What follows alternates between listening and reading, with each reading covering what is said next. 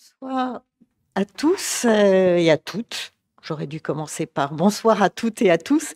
Merci d'être venus nombreux écouter ce rendez-vous Asie qui est consacré en écho à l'exposition que nous avons en ce moment à la Cité de l'Architecture, la saga des grands magasins. J'espère que vous êtes allés la voir, sinon il vous reste encore quelques jours jusqu'au 6 avril. Donc en écho à cette exposition et au très beau catalogue qui a été fait, oups, la saga des grands magasins, dont Isabelle Marquette, qui est ici, a assuré le co-commissariat. Nous nous penchons sur justement ce que sont les évolutions des grands magasins entre Singapour, Hong Kong, la Chine, le Vietnam et puis la France, de voir qu'en est-il de cet objet insolite qui est né au milieu du 19e siècle, hein, qui a cherché à éblouir avant tout. Et pour ce faire, nous avons donc Isabelle Marquette, qui est conservatrice du patrimoine à la Cité de l'Architecture et du Patrimoine, Gilles Guilleux, qui est sociologue et qui relève de l'université Paris-Cité, qui va en Chine, qui arpente un pays en pleine transformation depuis bientôt 40 ans. De temps en temps, il va à Taïwan pour voir ce qu'il en est, ou à Hong Kong.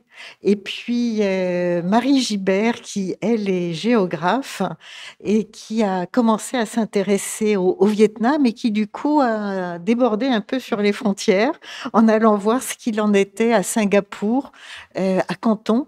Et c'est, comme toujours, ce qui nous intéresse, c'est de retrouver quelles sont les continuités, quelles sont les différences. Alors, avant tout, d'abord, qui parmi vous est allé voir l'exposition? Ah, bravo! Eh bien, on vous propose de la revoir en images, mais surtout avec un peu une chronologie que j'ai proposé à Isabelle de faire pour nous remémorer ce que ça a été, parce que nous, en France, on a appris avec Au bonheur des dames ce qu'étaient les grands magasins, mais en fait, il y a une histoire d'une richesse incroyable. Et Isabelle, à toi la parole. Comment tu voudrais nous parler des grands magasins? Peut-être rappeler la genèse un peu de l'exposition et le but de l'exposition qui condensera du coup ce parcours. Donc, pour ceux qui l'ont vu, vous vous retrouverez dans mes propos. C'est une exposition qui, avec les co-commissaires avec lesquels j'ai travaillé, dès le début, embrassait plusieurs ambitions. La première ambition, c'était d'essayer de retracer une histoire générale des grands magasins depuis leur création au milieu du 19e siècle jusqu'à nos jours. Essayer de dégager des faits saillants. C'est une histoire qui n'avait jamais été écrite ou très peu, et encore moins montrée en exposition sur une fourchette chronologique aussi large. Donc elle n'avait pas du tout la prétention d'être exhaustive, loin de là, mais d'essayer de traiter le grand magasin comme un phénomène en soi et de pouvoir essayer de poser des jalons de cette histoire et de voir s'il existait des évolutions dans ce modèle de grand magasin. Donc la réponse est oui, et je pourrais les détailler ensuite. L'autre ambition, c'était de sortir de l'image extrêmement parisienne que l'on peut avoir en France des grands magasins. Certes, il y a eu des grands magasins très tôt en France, dès la seconde moitié du 19e siècle, mais ce n'est pas le seul pays qui a connu ce phénomène architectural et commercial, puisqu'on se rend compte que à la faveur de la révolution industrielle, les grands magasins se développent dans beaucoup de métropoles de manière concomitante. Donc cette ambition internationale, pour nous, elle est extrêmement importante, et donc de sortir de l'image d'Épinal ou l'image de roman, littéralement, du grand magasin parisien du 19e siècle. Et enfin, la troisième ambition, c'était d'essayer de porter un regard pluridisciplinaire sur cette histoire et d'avoir évidemment un axe architectural. On est cité l'architecture et du patrimoine, donc c'était extrêmement important pour nous, mais de ne pas laisser cet écrin vide de son utilisation, de ses usages, et donc d'aborder aussi d'une histoire commerciale, économique, culturelle, sociologique et artistique. Et donc, peut-être pour synthétiser mon propos, ce qu'on a pu voir, c'est donc le grand magasin apparaît comme une forme de synthèse d'innovation commerciale préexistante, extrêmement liée à un contexte particulier qui est celui de la révolution industrielle. Cette seconde moitié du 19e siècle va réunir à travers différents points du globe différents critères ou facteurs qui vont permettre l'émergence des grands magasins, notamment la révolution industrielle dans sa capacité de fabrication et de standardisation et de processus qui permettent des constructions beaucoup plus ambitieuses grâce à l'usage de la fonte de fer ou du verre qui sont constitutifs des premiers grands magasins. C'est aussi un moyen de production à beaucoup plus grande échelle, ce qui permettra d'avoir une marchandise extrêmement abondante et variée. C'est aussi une période qui voit une croissance démographique forte, ainsi qu'un exode rural et une croissance urbaine extrêmement importante, l'émergence d'une nouvelle classe de consommateurs, la classe dite moyenne, avec notamment les ouvriers ou les salariés qui deviennent des cibles de consommation plus fortes. Et enfin, c'est une révolution de transport et d'urbanisme. Et les grands magasins vont donc s'inscrire dans des développements urbains extrêmement importants, choisir des lieux stratégiques, notamment à proximité de transports routiers ou ferroviaires, qui permettent autant l'arrivée de marchandises importantes que de clientèle. Voilà un peu à quoi ressemblent les grands magasins du 19e siècle, qui vont traduire en architecture une autre forme d'innovation qui est de créer, d'associer l'acte de vente à celui du shopping. Et on entre dans une société de loisirs et de consommation dans cette première période. Est-ce que je continue à avancer chronologiquement? Oui. Très bien. Donc, ces grands magasins somptueux, avec des architectures époustouflantes, qui deviennent autant des attractions touristiques, des monuments historiques et patrimoniaux que des lieux de vente, vont s'installer confortablement, donc, comme je vous le disais, tout au long la fin du 19e et début du 20e siècle, dans les métropoles internationales, et vont commencer à se retrouver concurrencés par d'autres formes de commerce qui vont elles-mêmes s'inspirer de ce que le grand magasin a mis en place. Le grand magasin a mis en place l'entrée libre et sans obligation d'achat, ce qui était complètement nouveau par rapport à la boutique traditionnelle. Le prix fixe et affiché, ce qui permet de complètement changer le rapport de la vente, puisqu'on peut anticiper sa capacité d'achat, et surtout, il n'y a plus de négociation avec le vendeur. La possibilité de toucher les marchandises, d'avoir accès à la marchandise et ne plus être en face d'un commis de vente qui fait barrière. Et les grands magasins ont choisi, comme leur nom l'indique, de vendre beaucoup à petit prix, de vendre à très petit prix. Ils ont préféré multiplier les toutes petites marges bénéficiaires en vendant de gros volumes plutôt que de faire beaucoup de bénéfices sur une vente de temps à autre. Et cette espèce de révolution industrielle va entraîner une rotation des stocks, une proposition des marchandises, une envie de revenir, enfin tout, voilà, qui va profondément bouleverser notre manière de consommer, dont nous sommes encore les héritiers aujourd'hui.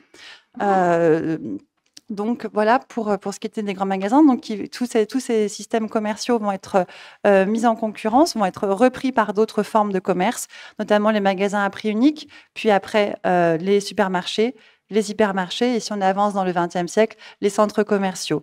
Du coup, à partir des années 30 jusque dans les années 80, on va assister à une forme de rationalisation à la fois de l'architecture et du système de vente. Les grands magasins vont un peu diluer leur identité au profit de la recherche du profit et de la rentabilité, et du coup vont s'aligner en fait sur d'autres modèles, comme les centres commerciaux en périphérie par exemple. Je vais très vite. Et enfin, après une décennie de choc pétrolier et d'une crise économique importante, à partir des années 80, là encore, les grands magasins ont dû se réinventer pour s'adapter à une société qui évolue sur différents aspects. On peut prendre par exemple dans les années 80 l'émergence de la carte bleue, qui a supposé là aussi encore des modifications par rapport au mode de paiement et un rapport à l'achat qui devient immatériel. L'immatériel est encore atteint dans le développement d'Internet et de la vente en ligne, où la question de venir même dans un grand magasin peut se poser. À quoi ça sert de venir acheter si on peut tout commander depuis chez soi? Puis comme je vous le disais, les grands magasins avaient atteint une forme de banalisation dans la présentation de leurs produits, et donc s'en sont retrouvés complètement dépassés face à l'émergence de concept stores qui, eux, redevenaient des lieux où où la sélection et la mise en scène de la marchandise devenaient gage de qualité. Vous pouvez penser à Colette à Paris ou à Corso Como en Italie. Et du coup, et de l'autre côté, vous avez toutes les chaînes de retail, on va dire de la fast fashion ou de l'ultra fast fashion, comme des enseignes comme Zara ou H&M, qui touchaient une clientèle de plus en plus vaste. Donc, finalement, le grand magasin, pour aujourd'hui, a comme stratégie d'essayer de, pour certains, renouer avec une identité architecturale forte, qu'elle soit historique ou innovante, d'essayer de proposer quelque chose de supplémentaire à un acte d'achat, de redevenir un lieu singulier, un lieu d'expérience. Et ça, il renoue avec une forme de ses origines, où dans les grands magasins du 19e siècle, on pouvait écouter il y avait des salons de thé, des restaurants, des studios photos, des salles de cinéma. C'était aussi des lieux de sociabilité. C'est ce que tend aujourd'hui à redevenir le grand magasin, en tout cas en Occident, en tout cas en France, par exemple. C'était extrêmement rapide. Merci, merci Isabelle pour ce tableau qui est extrêmement brillant, je dois dire, parce qu'il y a toutes les qualités du grand magasin qui émergent, hein, cette révolution qui va avec la révolution industrielle, ce lieu de prestige, ce lieu qui cherche à éblouir. On le voyait avec les images sur le grand escalier, la verrière, etc. Gilles, il en est comment en Asie? Et non, on va se limiter à la Chine pour toi. Il en est comment dans ces villes qui vont, elles aussi, se frotter à la modernité, et notamment avec l'arrivée des Occidentaux dans les ports comme Tianjin, Shanghai ou ceux que tu voudras mentionner? Voilà, merci Françoise. Bonsoir à tous. On va faire un bond géographique. On part à Shanghai, qui est en fait à la fin du 19e siècle, au début du 20e siècle, la capitale économique de la Chine, une ville extrêmement prospère. Et c'est à Shanghai qu'apparaissent les premiers grands magasins chinois. En chinois, Baihou Shangtian ou Baihou Gongsi, les magasins qui vendent 100 produits. Ce qui est intéressant, c'est que ces institutions, qui donc apparaissent il y a un siècle, hein, le premier grand magasin, c'est 1910, ils vont continuer à émerger jusque dans les années 30. Ces grands magasins sont initiés par des entrepreneurs qui ont séjourné à l'étranger, et en particulier les deux premiers, Sincere et Wing On, qui sont deux sociétés fondées par des gens du sud de la Chine qui ont commencé par établir un établissement à Hong Kong, mais Hong Kong est secondaire par rapport à Shanghai à cette période, et qui établissent leur flagship, pour parler le langage d'aujourd'hui, sur la rue de Nankin. La rue de Nankin, qui est donc, pour ceux d'entre vous qui connaissent, hein, une rue est-ouest qui va du Bund jusqu'à l'intérieur de la ville, et qui va devenir la principale artère commerciale de Shanghai, et donc la première artère commerciale de Chine. C'est rue de Nankin qui est inventée, en quelque sorte, la modernité commerciale chinoise, et c'est toujours le cas. C'est aujourd'hui une rue piétonne, et c'est une rue qui est fréquentée intensément par les touristes, d'abord chinois et puis les touristes étrangers. Et donc, cette rue devient l'équivalent chinois du boulevard Haussmann, et plus proche de Ginza, puisqu'en fait, l'inspiration de la modernité en Chine dans ce début du XXe siècle, elle vient d'abord du Japon. Et les initiateurs de Sincere et Wing On sont des gens qui, en fait, ont appris les règles du commerce moderne à Sydney, en Australie. Et donc, ils reviennent avec des idées révolutionnaires qui reprennent ce que tu viens de dire sur les règles du commerce dans les grands magasins, c'est-à-dire grande diversité de marchandises, accès direct du client à la marchandise, qui peut toucher la marchandise, prix unique, mise en scène du produit dans les rayons, mise en scène du produit dans les vitrines, mais aussi à Shanghai, dès 1910, vente par correspondance, avec impression de catalogue, service de livraison à l'échelle de toute la Chine. Donc ce sont des véritables temples de la consommation, où on achète non seulement des marchandises, mais on peut aller rencontrer sa banque, sa compagnie d'assurance, On peut déjeuner, il y a des restaurants, on peut aller au cinéma, et puis un loisir typiquement shanghaïen du début du XXe siècle, c'est qu'on peut évidemment se rendre dans des ballrooms, pratiquer la danse de salon, un loisir particulièrement apprécié des classes moyennes modernes shanghaïennes. Encore aujourd'hui, cette rue accueille les grandes marques internationales et les grandes marques chinoises. Je vais très vite dans l'histoire pour évoquer ce que deviennent ces institutions dans la Chine communiste. La Chine communiste, comme vous le savez, collectivise l'ensemble de l'activité et l'activité commerciale, la boutique, pour l'essentiel, disparaît. De toute façon, il n'y a rien à acheter puisqu'on ne produit quasiment rien pour le consommateur final.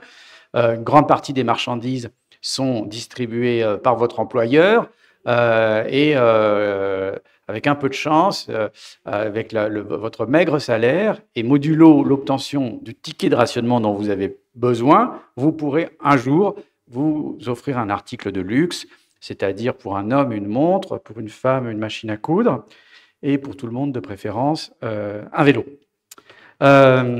Donc, contraste entre des rues de Shanghai qui étaient des rues intensément commerciales qui deviennent des rues tout à fait mornes et tristes, et le maintien de ces institutions que sont les grands magasins qui perdent leur nom. Par exemple, le magasin Daxin devient le TI by Hongkong, le magasin numéro 1.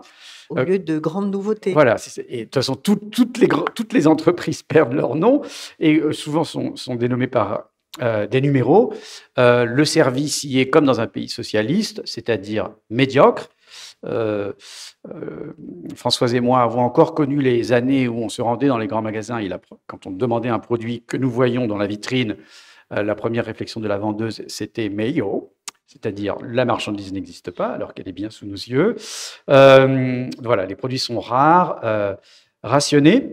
Mais ces institutions, et en particulier les institutions shanghaïennes, continuent d'exercer un certain pouvoir d'attraction parce qu'on sait très bien que ce sont à Shanghai que les meilleurs produits de consommation sont fabriqués.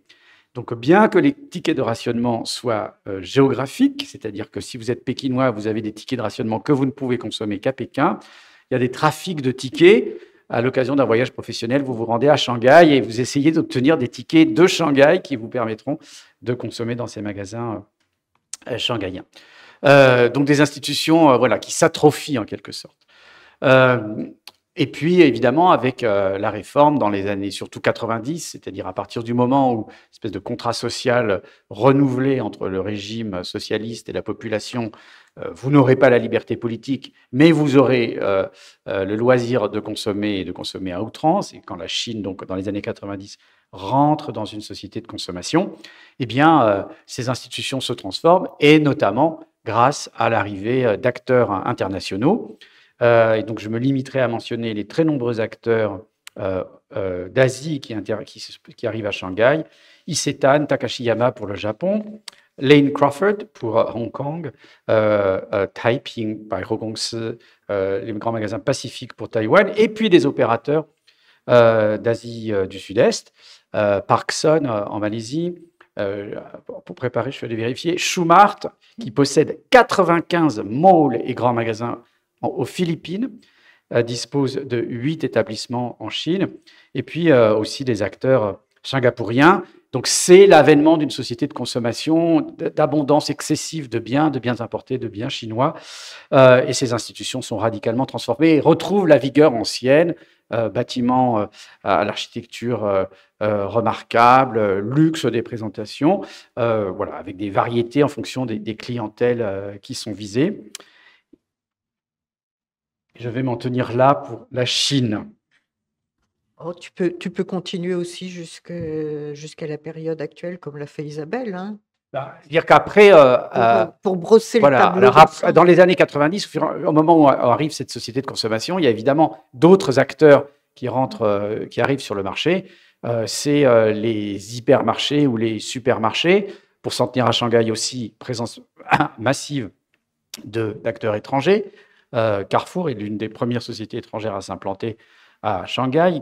Carrefour va avoir jusqu'à 15 magasins dans la ville, avec une particularité que ces établissements sont créés d'abord en centre-ville, à l'indifférence de ce qui se passe chez nous, parce que la population va faire ses courses quotidiennement ou plusieurs fois par semaine, donc réalise un tout petit panier d'achat et que les gens viennent à pied, donc à proximité de leur domicile. C'est que ce n'est que dans un deuxième temps que ces établissements s'installent à la périphérie des villes.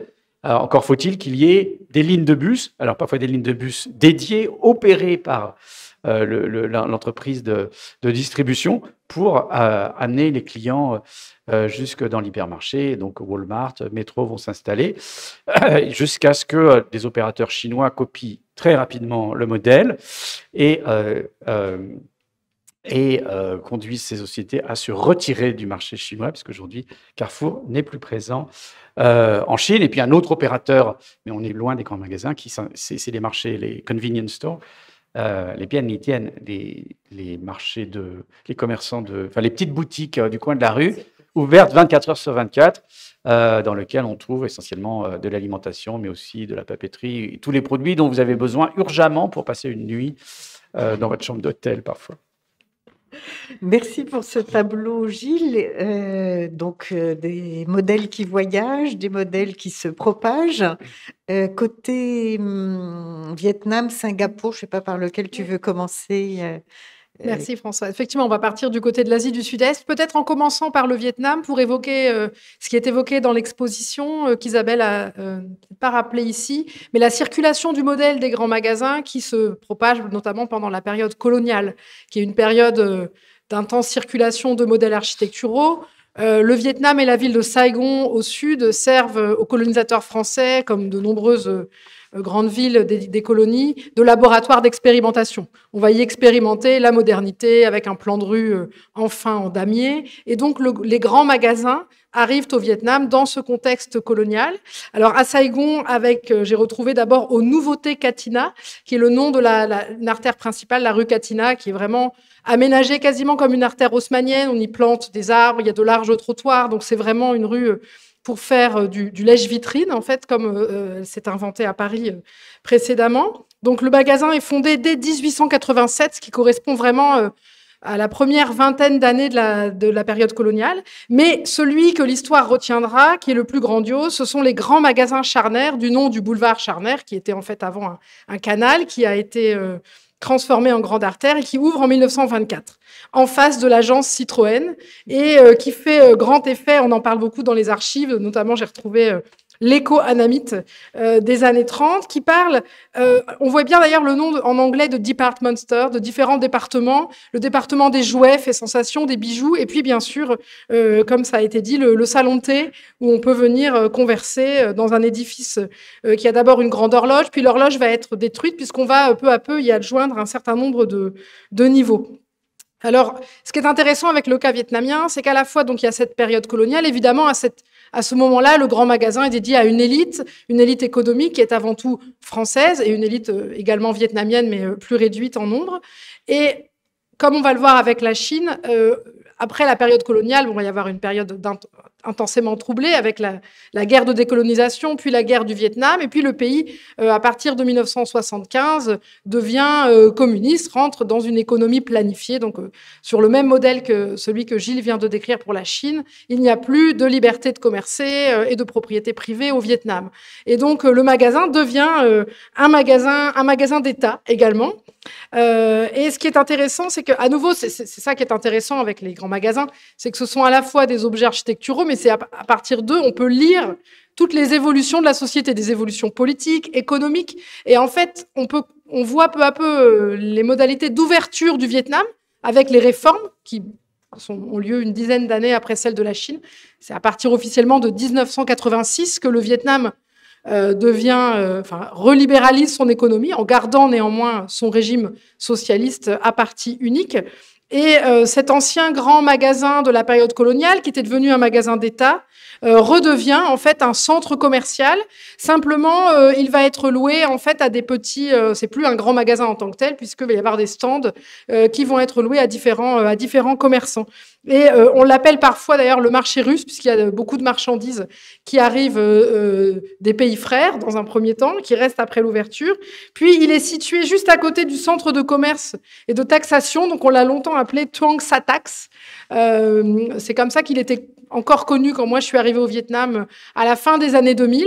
Le magasin avait été rénové, notamment son grand escalier monumental, qui date donc des années 20 et qui avait pour spécificité d'être une mosaïque dorée qui empruntait à des codes esthétiques qu'on trouvait dans d'autres colonies françaises, notamment au Maroc. Et il y a eu une mise en place d'un comité de sauvegarde patrimoniale, puisque les années passant, on arrive dans les années 2000-2010, la grande parcelle occupée par ce magasin commence à représenter une certaine somme d'argent. Le long du boulevard Charner, c'est là qu'est en train de s'instituer la première ligne de métro qui vient d'ouvrir en janvier dernier, après une décennie de retard. Et donc, finalement, ce grand magasin est détruit, en fait, entre 2014 et 2016. Le grand magasin a été l'escalier a été entreposé, mais visiblement personne ne sait ce qu'il en est advenu. Il a probablement un peu disparu. Et aujourd'hui, on a un shopping mall sous forme d'une tour, en fait, d'une vingtaine d'étages à la place. Donc, voilà, le Vietnam incarne cette circulation de modèles en période coloniale et les évolutions qui ont également été vues du côté chinois. Mais quand on parle de grands magasins, de commerce, de shopping mall. Évidemment, en Asie du Sud-Est, le modèle qui vient tout de suite en tête, c'est celui de Singapour, qui, de la même manière, je pense, que Shanghai et Hong Kong, a servi de plaque tournante pour le modèle, pour ensuite diffuser dans d'autres pays de la région. Et les malls vietnamiens, aujourd'hui, s'inspirent beaucoup des malls qui sont un peu le futur des grands magasins de Singapour, avec d'ailleurs des enseignes singapouriennes, mais aussi des enseignes vietnamiennes qui empruntent à une codification architecturale qui a été largement éprouvée à Singapour. Donc Singapour a aussi été colonisé, mais par les Britanniques au XIXe siècle, et la cité-État obtient son indépendance en 1965. Il y a toute une lecture par le fameux Premier ministre, Lee Kuan Yew, celui de l'indépendance, qui va régner pendant plus de 30 ans sur la cité-État.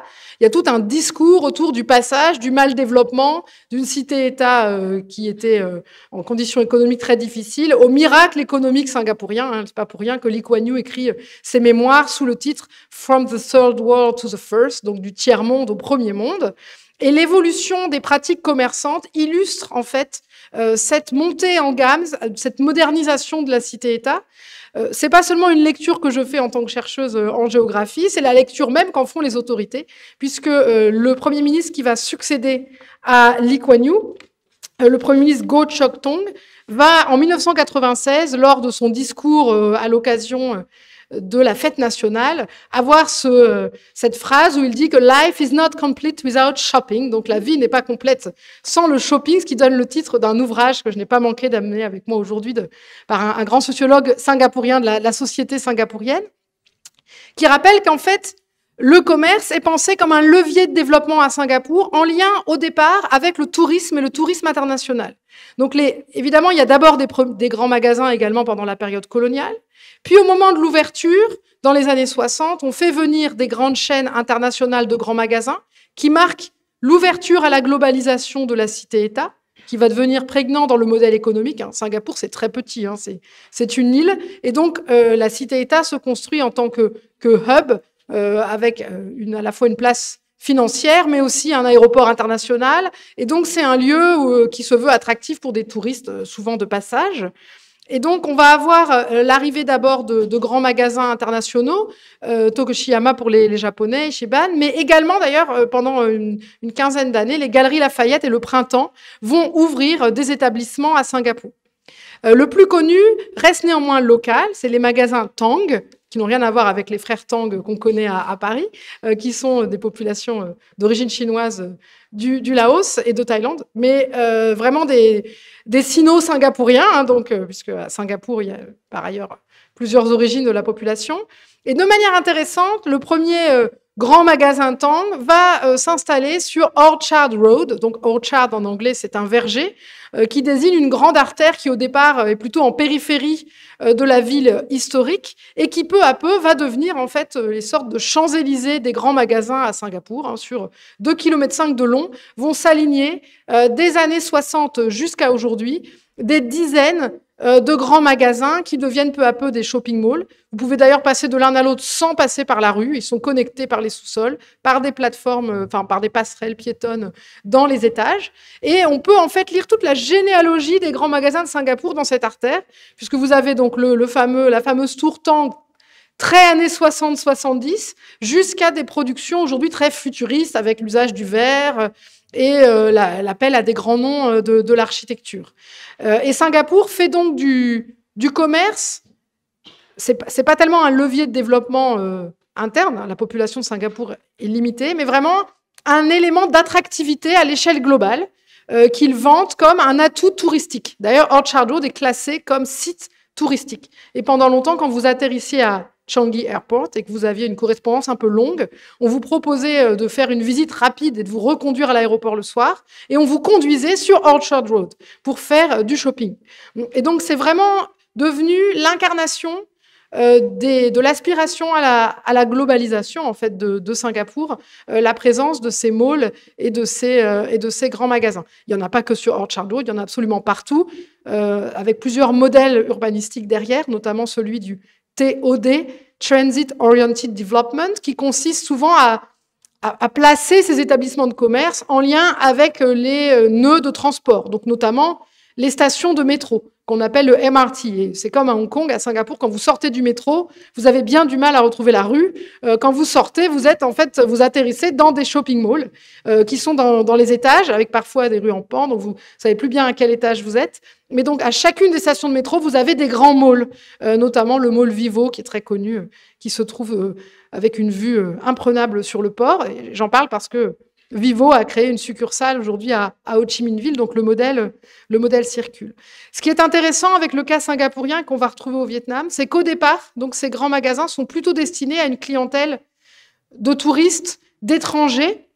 Bien sûr, elles vont attirer également la classe aisée et puis la classe moyenne singapourienne, mais c'est seulement dans un second temps. Et on va retrouver cette dynamique du côté vietnamien. Les premiers malls au Vietnam de l'ouverture, c'est plutôt les années 2000, voire 2010. Au début, en localisation hyper centrale. À Ho Chi Minh Ville, le premier, c'est le Diamond Plaza. Il est juste derrière la cathédrale. Puis vous en avez d'autres le long du boulevard Le Loi, qui est l'ancien boulevard Charner. Et c'est seulement dans un second temps qu'on va voir des malls apparaître dans des quartiers plus périphériques, plus populaires, avec l'arrivée notamment d'enseignes vietnamiennes, à commencer par Vincom, qui est détenu par le conglomérat Vingroup, qui aujourd'hui essaime et crée des centres commerciaux et des shopping malls dans des zones moins touristiques. Donc il y a une sorte de mouvement qui montre que ces shopping malls sont vraiment un marqueur de la modernité et de l'entrée dans la globalisation de ces pays. Et je prendrai juste un dernier exemple. À Singapour, même si vous êtes au mois de février, Singapour, c'est sur l'équateur, il fait 35 degrés toute l'année. Mais au mois de février, sur Orchard Road, les grandes marques qui sont présentes dans les malls vendent la collection d'hiver. Donc, vous pouvez trouver des manteaux de fourrure, des gros pulls. Donc, ce qui montre bien la déterritorialisation en fait, commerciale de Singapour et le fait qu'on s'adresse avant tout à une clientèle internationale avant de s'intéresser à une clientèle locale. Ce qui est assez différent du cas chinois, évidemment, étant donné le ratio démographique. Voilà. Merci Marie. Je continue un peu avec toi avant de passer à l'aspect qui est plus lié à l'espace. Est-ce que les grands magasins, comme on a vu, ces bijoux architecturaux en quelque sorte, des années, du 19e siècle en France, du début des années 20 dans les grandes villes chinoises, est-ce qu'ils existent? Est-ce qu'ils ont existé ou très peu? À Singapour, ouais. Il y en a eu quelques-uns qui datent de la période coloniale britannique, effectivement. Donc, il y a aussi sur le même modèle que le modèle français. Mais très vite, ils ont été, en fait... ils n'ont pas été tellement mis en valeur dans la période contemporaine. À l'inverse, d'ailleurs, aujourd'hui, quand on célèbre et qu'on retrouve d'un point de vue patrimonial d'anciens malls de manière assez surprenante, c'est plutôt la période moderniste. Les Singapouriens mettant très en avant l'architecture moderniste tropicale. Et donc aujourd'hui, il y a des malls un peu décatis, mais qui retrouvent une forme de... Alors au début, c'est comme il y a un front de gentrification, si j'ose dire. C'est d'abord des jeunes qui vont les retrouver, qui vont aller prendre des photos de mode. Ce sont des espaces plutôt exclusifs. Et puis, peu à peu, on voit qu'ils attirent l'attention et donc on va commencer à les rénover. Mais c'est plutôt des bâtiments modernistes des années 60-70, qui ont eu des qualités architecturales de leur temps certaines, mais les bâtiments vraiment de la période coloniale, eux, ont eu tendance à disparaître. En tout cas, les bâtiments de commerce. Il reste plutôt des résidences, en fait, les anciennes résidences des gouverneurs, qui, elles, sont transformées en musées. Et du côté vietnamien, alors, je parle surtout de Ho Chi Minh Ville, qui a été plus largement transformée par la colonisation que Hanoï. À Ho Chi Minh Ville, énormément de bâtiments patrimoniaux, qu'il s'agisse des grands magasins ou plus largement des villas. Dans la période contemporaine, il y a tellement peu de foncier disponible qu'on y voit surtout une réserve de terrain sur lequel on peut incarner la modernité contemporaine, à savoir la tour. Et donc, la plupart ont été détruits, mais assez récemment. Le fameux, les grands magasins charnaires ont été détruits en 2016.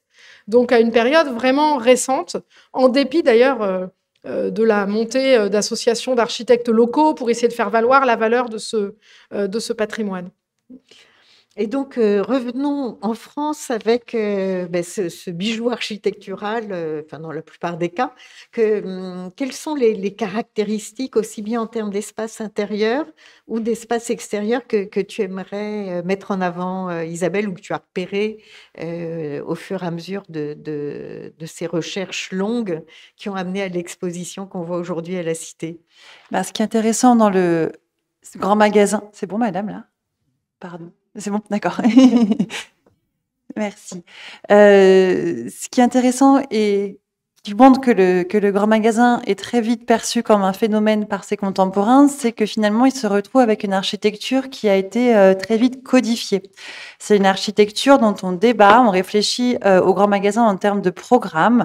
Et ça, on le voit à travers différentes manifestations. Déjà, Émile Zola va mener une enquête préparatoire à la publication de Au bonheur des dames au début des années 1880, en arpentant très longuement le Bon Marché ou les grands magasins du Louvre qui viennent de connaître des phases successives de travaux. Et il interroge les concepteurs de ces grands magasins en demandant, en essayant de comprendre quels étaient les rouages internes architecturaux de ces grands magasins. Il entretient notamment une correspondance avec Franz Jourdain, qui sera le futur architecte de la Samaritaine version Art Nouveau. Et ce qui est sûr, c'est que on a à la fois une recherche d'équilibre entre une forme de monstration très forte, aussi bien dans l'espace urbain qu'à l'intérieur, et une rationalisation fonctionnelle de l'espace. Il y a quand même énormément de choses à prendre en compte, que ce soit de l'éclairage, que ce soit de la circulation de flux, que ce soit de la circulation de marchandises, ou même toute une intendance et une logistique pour les employés. Donc, ce grand magasin va faire vraiment l'objet de débats et dès la fin du 19e siècle, ça va même devenir un enjeu de concours, notamment un concours à l'École des Beaux-Arts pour les étudiants en architecture. Et en 1889, l'un des concours d'émulation va être de proposer un grand magasin idéal selon un programme qui a été déterminé par Boileau, qui est lui-même architecte du Bon Marché, donc qui avait réfléchi largement à ce que c'est un grand magasin et la distribution des espaces. Donc le grand magasin, ce qui en ressort, c'est que très vite, c'est quelque chose d'important, c'est quelque chose de monumental, c'est pris dans le titre, mais c'est surtout quelque chose de très séduisant. C'est comme un phare dans la ville, ça se veut une icône, une enseigne. Le grand magasin lui-même devient enseigne, ce qui fait que on va attacher beaucoup d'importance à l'identité architecturale extérieure du grand magasin, et on va aller voir à cette époque-là suivre les différents courants les plus novateurs. Vous allez avoir une forme d'éclectisme au printemps qui devient un peu une image iconique de ce que c'est un grand magasin, avec ses grandes vitrines, ses dorures, ses ferronneries, ses sculptures, ses mosaïques, ses lanternons, ses coupoles, une image très codifiée finalement qu'on retrouve assez souvent. Mais vous allez voir aussi des grands magasins qui vont complètement investir le style Art Nouveau, ce qui est le cas à la Samaritaine de Franz Jourdain, mais on peut aussi penser à Nancy, où là on se veut à la pointe de la modernité, à la fois technologique, on utilise abondamment la fonte de fer, les laves émaillées, le verre en très grande surface. Tout est bon pour essayer de capter l'attention. De même, une attention est portée à la marquise qui permet de protéger le client depuis l'extérieur et qui est aussi un très bon endroit pour mettre de l'éclairage et jouer d'un côté très étincelant. Et une fois qu'on a réussi à attirer par ce côté polychrome et chatoyant, puisqu'il faut imaginer notamment dans des grandes métropoles ou dans un Paris haussmannien où la pierre de taille règne en maître, là ça apparaît comme des endroits très colorés. Et ben la surprise elle est ménagée encore à l'intérieur. Elle est ménagée puisque une fois que vous entrez dans le grand magasin, souvent après quelques chicanes, vous découvrez un espace qui vous projette un peu hors du temps, qui vous projette dans un autre monde, qui est celui du hall monumental, qui crée un volume gigantesque puisqu'il monte de fond, surmonté par une coupole souvent aux effets chatoyants. Vous vous retrouvez dans un écrin d'orfèvrerie où tout est fait pour la mise en scène de la marchandise, sa théâtralisation, pour reprendre le titre d'une exposition qui a eu lieu il n'y a pas longtemps à Caen, mais aussi celle du client. Et donc souvent vous avez ce hall monumental et au sein de ce hall vous avez l'escalier monumental. L'escalier monumental, il structure fortement l'espace et on voit bien que c'est vraiment une réflexion sur la manière de se mettre en scène parce que concrètement d'un point de vue fonctionnel il est très peu efficace. L'escalier monumental dessert le premier niveau, max le deuxième, donc il est vraiment pas très utile pour pouvoir accéder aux marchandises qui sont elles présentées aux étages supérieurs. Dans ces cas-là, on y accède par des escaliers en bois de service limite ou par des ascenseurs à petite capacité, donc c'est très long et assez fastidieux. Mais du coup, cet escalier monumental, il sert essentiellement à se faire voir. On est dans le grand magasin pour être vu aussi. C'est un lieu où on prend du temps. C'est un lieu où on passe la journée. Tout est fait pour vraiment créer un lieu qui est hors des contingences sociales habituelles. C'est un lieu où on voyage. Donc, on perd la notion du temps, mais on perd la notion de là où on est, souvent avec des décors qui projettent dans un univers fantasmé. À Rhodes, par exemple, projettera un Orient fantasmé très fort avec un décor néo-égyptisant qui permet de créer finalement, de transporter en fait le client dans un autre espace plus propice à la délectation et par conséquent à la volonté d'acquisition, à la séduction et à l'achat. Cette volonté d'essayer de capter le client et de le garder, on va le trouver dans d'autres périodes. Et si on avance un peu et qu'on prend la période entre les années 30 et les années 70, où tout à l'heure je vous disais qu'il y avait une grande rationalisation de l'espace, effectivement, elle va se jouer sur un contrôle complet du flux et un contrôle de l'espace. L'une des caractéristiques dans ces années-là, c'est qu'on va devoir multiplier les espaces, les surfaces de vente et essayer de les rendre les plus fluides possibles. Et dans ces cas-là, un vaste trou central que représente le hall d'honneur ou le hall monumental devient complètement incongru.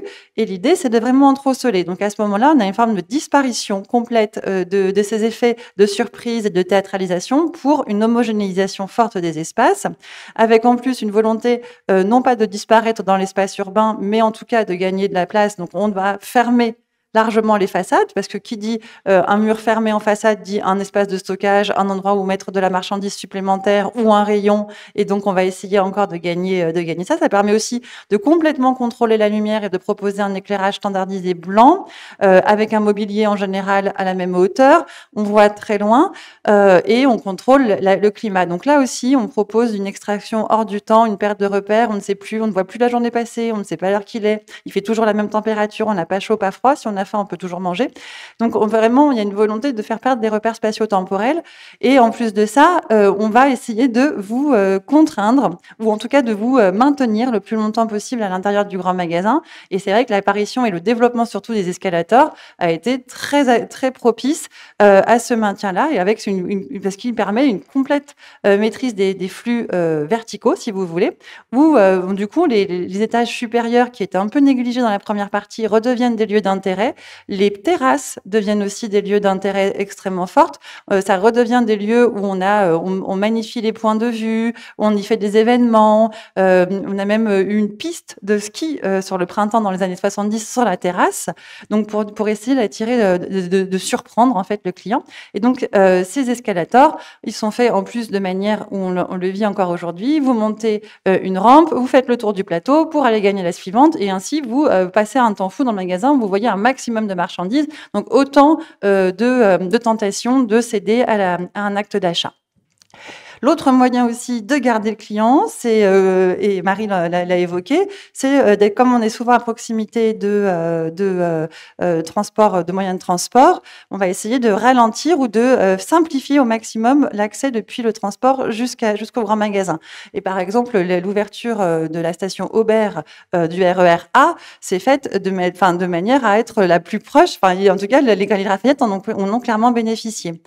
Et si on prend les exemples des grands magasins les plus anciens, souvent ils se sont créés par achat des locaux adjacents, donc et parfois à côté, donc avec des îlots, et du coup, ça a un vrai risque de perdre le visiteur si on le laisse sortir pour qu'il aille au bâtiment suivant. Donc là, on va créer les passerelles de façon à là avoir aussi une gestion complète du flux, cette fois horizontale, et donc on a vraiment une réflexion très forte qui est une fois qu'on a attrapé le client, de le garder le plus longtemps possible.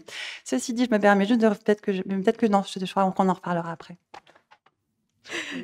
Et est-ce que cette visibilité architecturale est aussi importante en Asie, à votre avis, comme vous voulez, hein, Marie ou Gilles, voyez et comment vous le caractériseriez?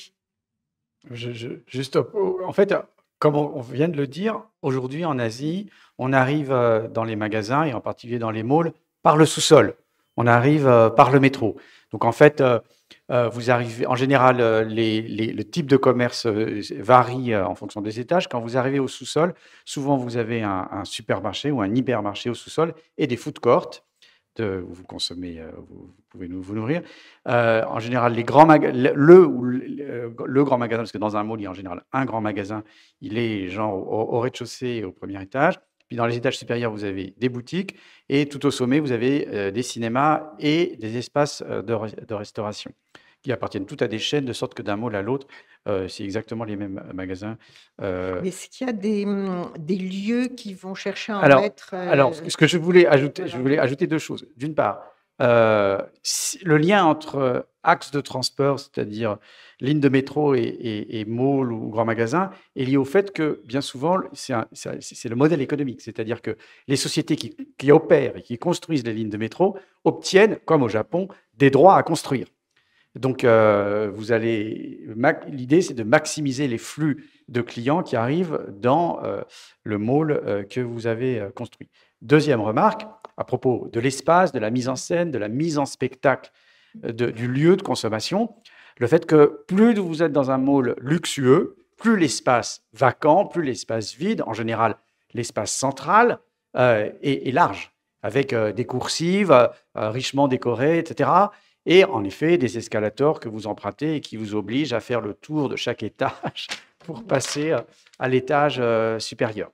Donc ça, évidemment, la gestion des flux est au cœur de l'activité.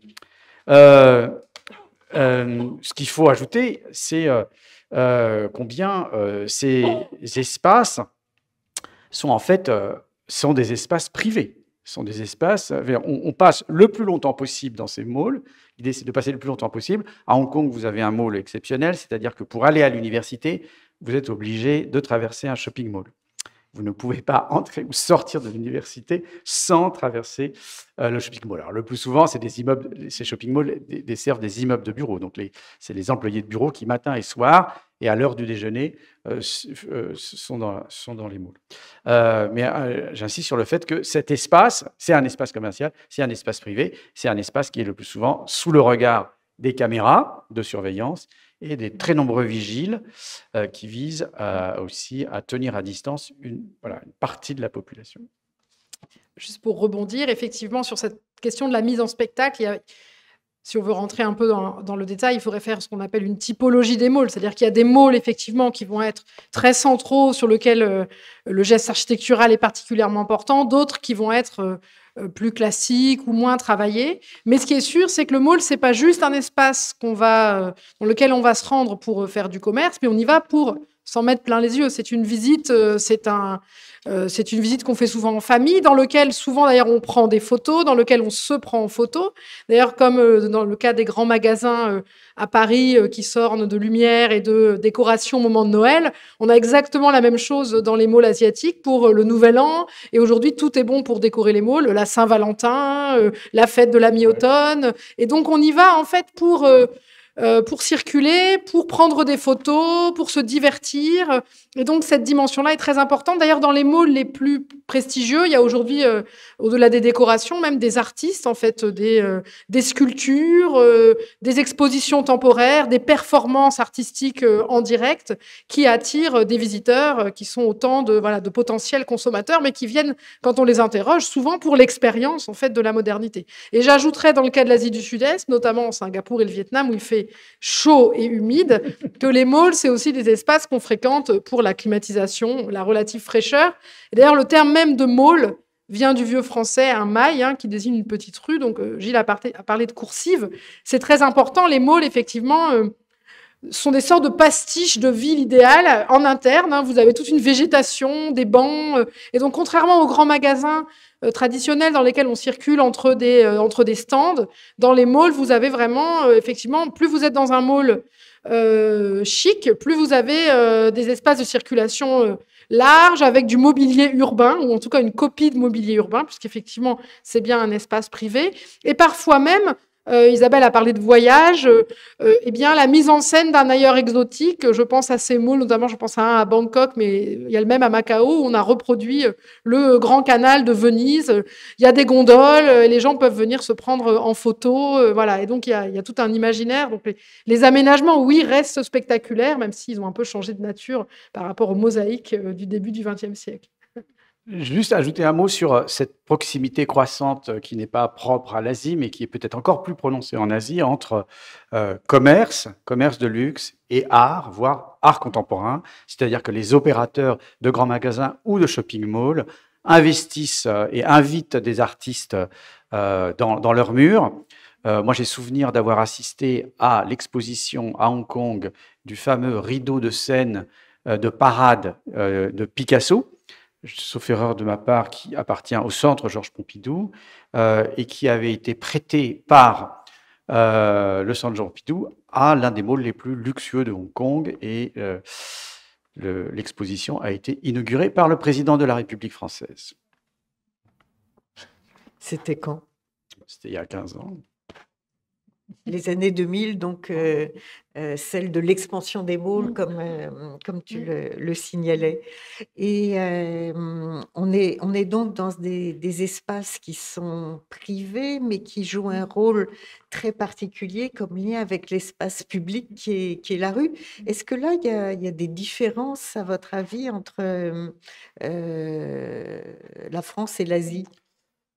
Moi, je pense que le mall en Asie fait rue. C'est-à-dire que, étant donné la chaleur qu'il fait, en particulier dans le sud de l'Asie, à longueur de journée, l'endroit privilégié pour déambuler, et donc pas forcément pour acheter, c'est le mall.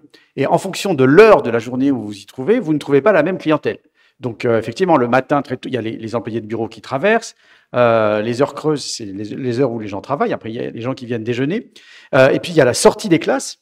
Vous avez les petits collégiens, ou les élèves d'école primaire qui viennent dans le mall entre l'activité principale consistant à se décoiffer, parce qu'ils sont coiffés proprement quand ils sont à l'école, mais l'idée, c'est se décoiffer quand on sort de l'école et on se décoiffe devant les miroirs ou les vitrines des magasins. On se prend en selfie, c'est quand même un lieu où on se prend intensément en photo. Et je voudrais donner un exemple significatif du fait que cet espace commercial privé fait rue. C'est ce qui s'est passé pendant les manifestations à Hong Kong en 2019, c'est-à-dire qu'un nombre important ou significatif de manifestations ont eu lieu dans les malls, à Hong Kong. Et vous avez peut-être en tête ces images de l'ensemble des clients des malls qui sont sur les coursives ou dans l'espace qui est tout en bas, le large espace où tout le monde chante l'hymne non officiel du mouvement de protestation Glory to Hong Kong. Mais voilà, ces espaces sont utilisés, appropriés. Le week-end en général, il y a des activités commerciales ou artistiques, il y a des concerts qui sont organisés pour attirer du monde. Aux Philippines, dans les malls, dans ces espaces libérés, on organise des cultes, des messes, en particulier à la saison de Noël. Donc il y a des Christmas carols, etc. Alors moi, j'ai envie de retourner la question. Françoise, vous demandiez la différence entre le rapport à la rue du mall entre l'Europe et l'Asie. Je dirais que la conception même de la rue est intéressante en Asie et diffère un peu de ce qu'on a en Europe. J'aime bien en vietnamien prendre l'exemple parce que quand on revient même à la manière même de nommer la rue. En vietnamien, il n'y a pas de genre au mot féminin, masculin, mais il y a des classificateurs pour séparer ce qui est un être vivant des choses inanimées. Et de manière très intéressante, la rue, c'est pas Kai qui serait le classificateur des choses inanimées, mais Kon Dong. Et ça, c'est très intéressant parce que dans l'esprit peut-être français, haussmannien, qui est le pays où on a inventé l'urbanisme, la rue, c'est avant tout un espace fixe, un espace de réseau, un support d'infrastructure. Sous la rue, vous avez le métro, vous avez l'adduction d'eau, le gaz. Donc la rue est vraiment conçue comme un espace fixe. Au Vietnam, à l'inverse, elle est définie par la manière même de la nommer, parce qu'il circule à l'intérieur, parce qu'il la dynamise, parce qu'il l'occupe, notamment le flot de passants. Et historiquement, d'ailleurs, il y a même des mots en vietnamien pour désigner spécifiquement les rues commerçantes. Et le commerce est vraiment, alors dans le monde entier, le commerce a une fonction urbanisante, créer la ville, mais en Asie, peut-être encore plus qu'ailleurs, où il y a intensément, avant de parler de grands magasins, une culture de rue avec de la vente de rue. Je crois que vous voyez circuler derrière des photos qui montrent que c'est toujours le cas aujourd'hui. Et donc, effectivement, à la fois, la rue se réinvente dans les malls. Le mall fait rue, et je partage pleinement ton analyse. On l'observe tout à fait aussi en contexte vietnamien.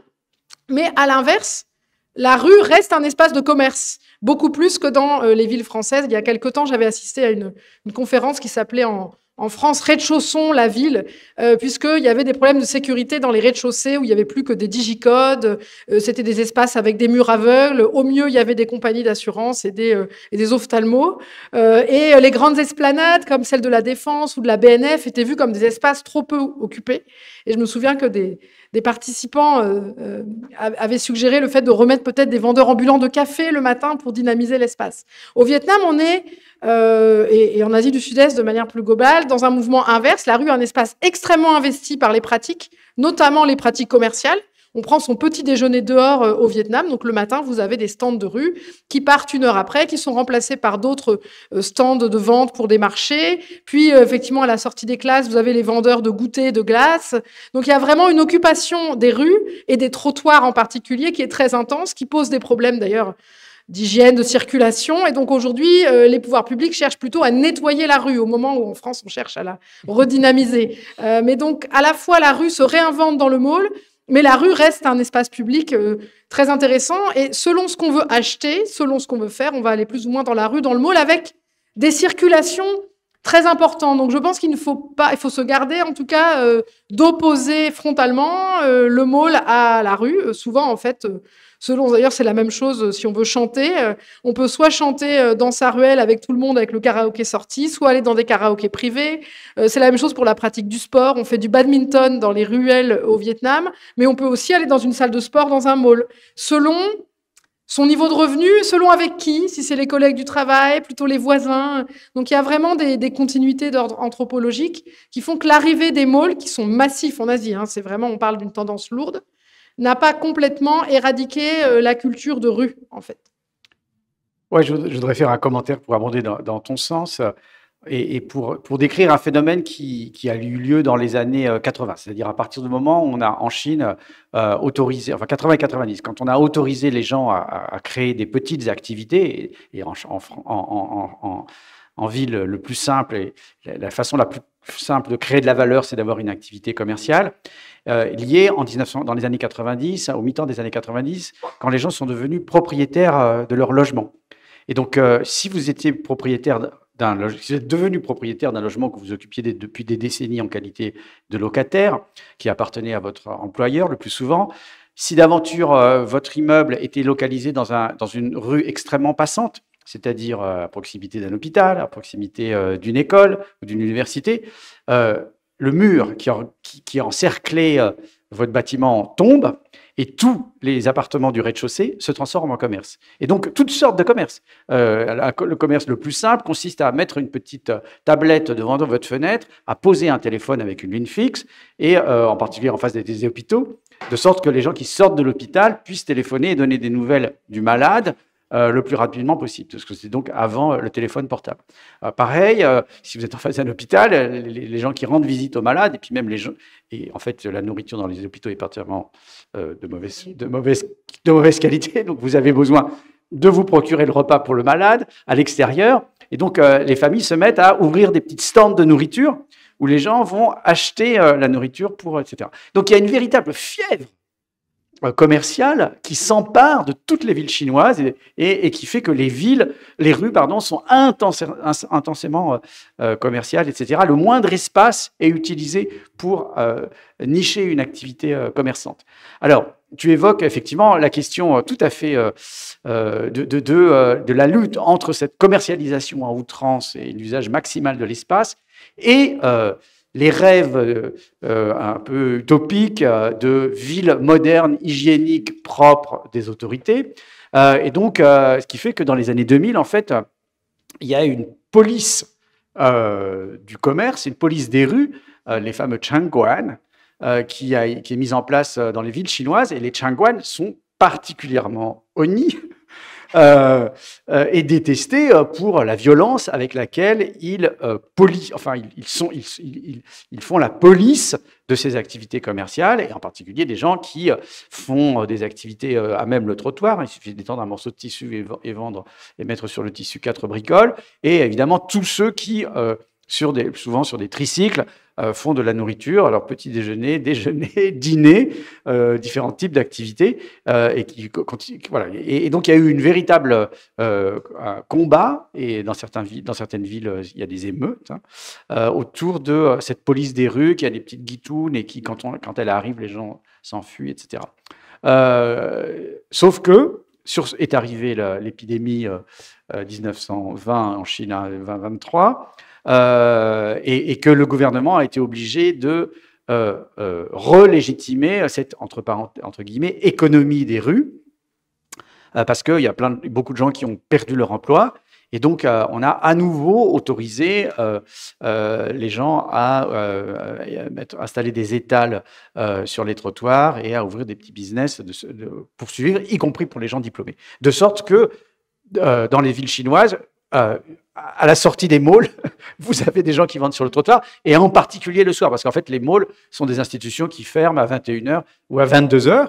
Or, les villes chinoises fonctionnent 24 heures sur 24, et donc vous avez des commerces de rue dans la nuit, en particulier. D'ailleurs, ils sont en train d'être labellisés pour que ce soit plus attractif, comme Night Markets, ce label, voilà, du marché de nuit, qui d'ailleurs a d'abord fleuri en Asie du Sud-Est. Bangkok est vraiment l'une des villes qui met en avant ces marchés de nuit, c'est des institutions. Marché de nuit, la nuit tombe tôt, on est proche de l'équateur, donc on est à partir de 18h en fait. Et donc là, vous avez effectivement tous les espaces publics, y compris d'ailleurs les dessous de grandes artères, les sorties de métro, vraiment les dessous des voies aériennes en fait, qui vont être utilisées par ces petits commerces. Il me semble qu'en Chine, dernièrement, une manière de relégitimer le retour du petit commerce, c'est de parler de night market, ce qui fait beaucoup plus métropolitain et moderne que de dire on réautorise le commerce de rue. Oui, à t'écouter, je viendrais plagier un des titres de l'exposition qui disait des grands magasins que c'était une machine à vendre. Là, on peut dire que la rue en Asie est une machine à vendre et à acheter. Est-ce que les grands magasins, les centres commerciaux pour nous, on fait un peu le distinguo entre ce qui est dans la ville et ce qui est à l'extérieur de la ville. Donc, tu prends le lieu que tu veux, Isabelle. Quel est ce rapport à la rue? Est-ce qu'on est dans une séparation, une attraction? Comment tu le qualifierais? C'est ce que en écoutant Marie, je me disais que là, c'est un peu l'inverse, mais que aujourd'hui, certaines réhabilitations de grands magasins sont partie intégrante de politiques publiques plus larges, en fait, parce que les grands magasins, historiquement, sont en cœur de ville et qu'aujourd'hui, il y a vraiment une politique gouvernementale, au moins en France, d'essayer de redynamiser les centres-villes urbains qui peuvent connaître une certaine forme de désertification. Et c'est vrai que le grand magasin peut être un de ces outils-là. Mais c'est vrai en France, même si les résultats sont extrêmement variables. Par exemple, il y a eu des réhabilitations qui sont plus ou moins heureuses. Celle de Strasbourg, par exemple, a complètement, le printemps qui était à Strasbourg, a complètement repensé sa façade, a essayé de se réinscrire dans une forme de modernité, dans une forme d'attractivité, a essayé de redevenir quelque part un symbole architectural fort, marquant une identité nouvelle et devenant un lieu un peu incontournable de la ville. Là, malheureusement, ça n'a pas forcément pris puisque, pour raisons économiques et suite à la crise sanitaire, le magasin a dû fermer. En revanche, il y a des réhabilitations un peu plus à succès. Et là, si on pense par exemple aux nouvelles galeries d'Annecy, qui avaient été construites dans un quartier en devenir dans les années, à la fin des années 60, début des années 70, c'est un magasin qui à l'époque se voulait extrêmement moderne, puisqu'il était à la fois en conditions urbaines et non pas en périphérie non construite, mais intégrait une dimension absolument incontournable à l'époque, qui était la démocratisation de la voiture. Et pour cela, le magasin d'Annecy, en fait, c'est une forme de quadrature du cercle, puisque vous avez un énorme carré qui sert à l'espace de vente et un anneau circulaire qui l'entoure et qui était complètement dédié au parking, puisqu'à l'époque, c'était un moyen de rester attractif. Parce que cette espèce d'anneau est devenu une véritable frontière qui a créé une forme de déshérence par rapport à cet ensemble commercial. Il y avait des projets de réhabilitation depuis les années 90 qui n'ont pas vu le jour, mais là, c'est tombé sous le contrôle des Galeries Lafayette, qui a entamé un programme de réhabilitation où on a un désencloisonnement en fait de cet anneau qui devient un véritable lieu là plutôt pour les activités de restauration et de récréation, qui devient vraiment une frontière de plus en plus poreuse. À ce béton fermé, on a aujourd'hui des rideaux de verre qui permettent de rejouer une transparence et une réouverture forte sur le centre-ville. Et vous avez quelque chose d'assez symptomatique, mais finalement rejoint peut-être certaines remarques qui sont que ce sont des programmes, il y a ces multi-programmes. À Annecy, vous avez à la fois du commerce, vous avez de la restauration, vous avez aussi des espaces de bureaux et des espaces de logement qui du coup permettent d'avoir une activité constante de cet établissement, de cet établissement. Et donc, ce qu'on peut voir, je pense, c'est que après une période de clôture et de fermeture de ces grands magasins, il y a une volonté de se réouvrir. Et on le voit vraiment au niveau des interventions architecturales. Là, je vais prendre une autre boîte caractéristique des années 60-70, qui sont vraiment des angles fermés avec un mur béton qui peut-être possède une certaine forme de poésie, mais qui sont quand même assez austères et n'incitent pas forcément à entrer. C'est les Galeries Lafayette de Metz, par exemple, qui là aussi, il y a eu un effort architectural où l'architecture redevient significative dans l'image des grands magasins, où l'architecte Manuel Gautran s'est complètement emparé d'un code traditionnel du grand magasin, qui est la marquise, dont j'ai évoqué tout à l'heure, et qui en a fait quelque chose de très proéminent et de très visible, puisqu'elle est rouge, et donc elle devient comme un phare, elle renoue avec une forme de visibilité colorée dans la ville, et sous cette marquise, elle a traité la façade avec des matériaux réfléchissants qui réinscrivent le monument dans un dialogue avec la rue, avec les alentours. Et Sana'a, quand il a fait la partie contemporaine de la Samaritaine, par exemple, et qu'il a retravaillé la façade qui était sur la rue de Rivoli, il n'a pas fait autre chose que de reproposer un dialogue de reflets, un jeu de transparence et de porosité avec l'espace urbain, avec l'artère aussi fondamentale que peut être la rue de Rivoli. Et à propos de porosité, Marie, je me souviens que tu disais que au Vietnam, cette porosité entre petits commerces et malls, grands magasins, elle est évidente. Alors, elle est évidente, mais elle n'était pas pensée au départ par les promoteurs des malls, qui adoptent plutôt le modèle. On parlait de boîtes, effectivement. Alors, c'est pas le cas de tous, ça dépend à nouveau de leur localisation et de leur inscription dans le réseau Vière, mais un certain nombre de ces grands malls qui sont dans les grands projets périphériques où il y a des tours, etc., sont très fermés sur eux-mêmes. Et l'idée, c'est à nouveau qu'on y oublie le temps qui passe, qu'on y passe toute la journée, on peut s'y divertir, il y a des cinémas, des espaces de restauration, etc. Mais en réalité, à nouveau, quand on regarde à l'échelle des usagers, y compris d'ailleurs des commerçants, moi j'avais été amenée à faire une enquête auprès de vendeuses qui travaillaient dans un mall, je constatais qu'au déjeuner, en fait, elles ne mangeaient pas sur place parce qu'elles avaient envie de voir la lumière du jour, qu'elles considéraient que la restauration proposée était trop onéreuse par rapport à la qualité. Et donc, en fait, à l'heure du déjeuner, à la fois les vendeuses souvent quittaient le mall mais n'allaient pas bien loin. Juste autour du mall, vous aviez tout un ensemble de petits stands de rue qui s'étaient installés, qui normalement n'étaient pas du tout prévus dans le projet initial. D'ailleurs, il y a eu un jeu de chats et de souris puisque les autorités ont vite fait de mettre des panneaux précisant que c'était interdit, mais en fait, ça a perduré. Et puis, il y a eu tout un service de livraison aussi. Donc, on voyait énormément de petits vendeurs avec des sacs plastiques qui menaient de la nourriture à l'intérieur du mall. Mais tout autour des malls, en fait, cet espace de modernité, eh bien, vous avez des petits stands de rue traditionnels avec le petit mobilier en plastique rouge si typique des villes vietnamiennes, avec cette nourriture de rue. Donc c'est vraiment une porosité très forte, y compris dans ces espaces-là, un peu à l'écart du centre-ville. Mais en centre-ville, la porosité est encore plus évidente. Vous avez effectivement du petit commerce de rue juste à l'avant voilà, donc il y a vraiment des circulations, mais elles ne sont pas forcément pensées au départ par les promoteurs qui envisagent les malls vraiment comme des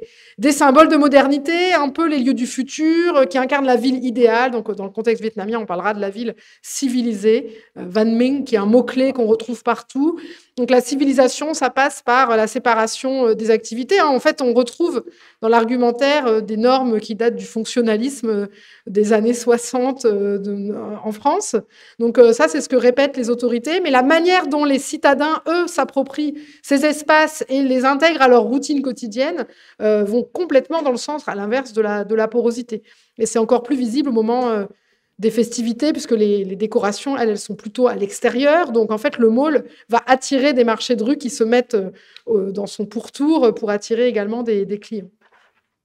Je te voyais réagir, Gilles, sur la ville civilisée, Văn Minh, donc en effectivement, chinois. en chinois, c'est la même expression. Donc, en fait, c'est au nom de la civilisation, c'est-à-dire l'idée, c'est d'élever, je cite, la qualité de la vie urbaine et aussi d'élever la qualité des citadins, qu'on lutte contre la prolifération du petit commerce. Donc, ce que je voudrais ajouter aussi, c'est que un des enjeux majeurs en Chine, à l'heure qu'il est, c'est les conséquences de la digitalisation. C'est-à-dire le fait que les gens... la réalité, c'est que se préparer un repas et prend du temps. Il faut aller faire les courses, il faut cuisiner. En plus, vous salissez votre cuisine. C'est très salissant de faire la cuisine chinoise. Et donc, massivement, les gens prennent leur repas... autrefois, prenaient leur repas à l'extérieur et de manière massive, désormais, commandent leur repas. Donc, l'armée de livreurs que vous voyez absolument partout dans la ville, beaucoup plus qu'ici, interroge sur l'avenir du commerce, du petit commerce.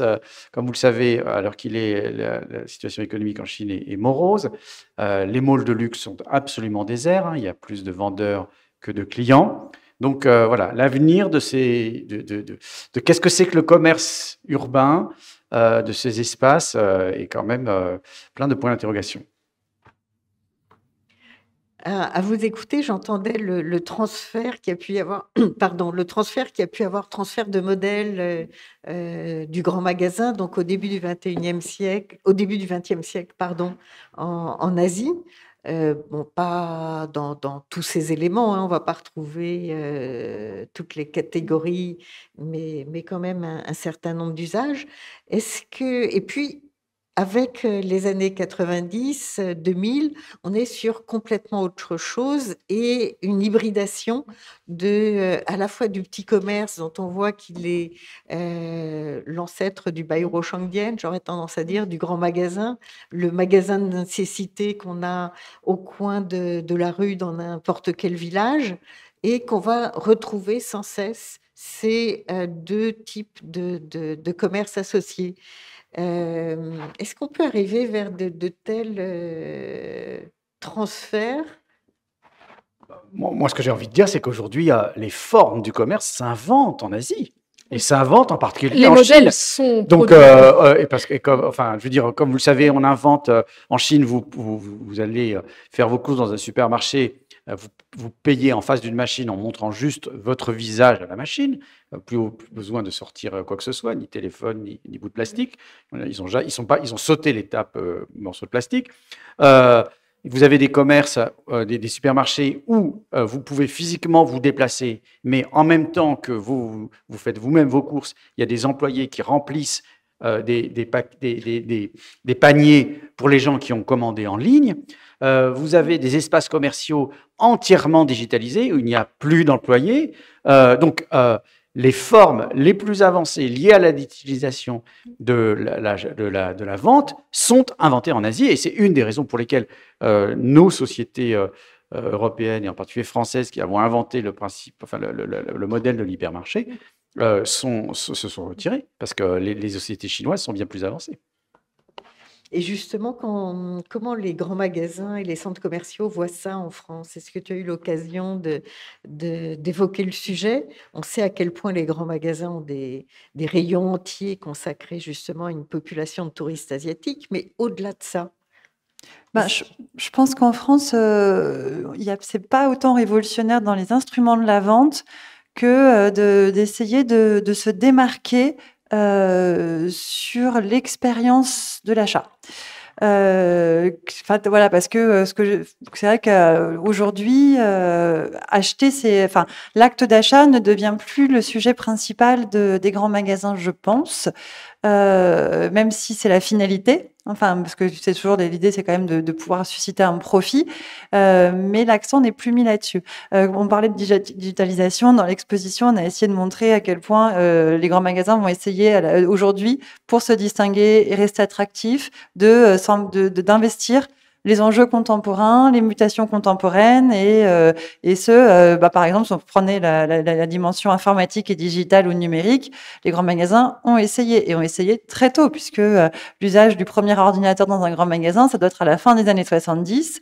Au début des années 2000, ils ont essayé de s'emparer de la caméra embarquée et de pouvoir proposer des services de vente à distance avec des vendeurs sur patins à roulettes qui allaient dans les rayons pour vous montrer sur une caméra qui ferait aujourd'hui, avec des images qui feraient pas lire, qui ont l'air tellement démodées.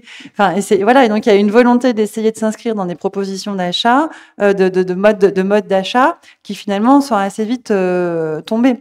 Et dans l'exposition, on propose une cabine d'essayage virtuelle, quelque part, qui redevient une attraction, mais qu'on trouve plutôt dans des magasins londoniens ou américains que vraiment encore implantés en France.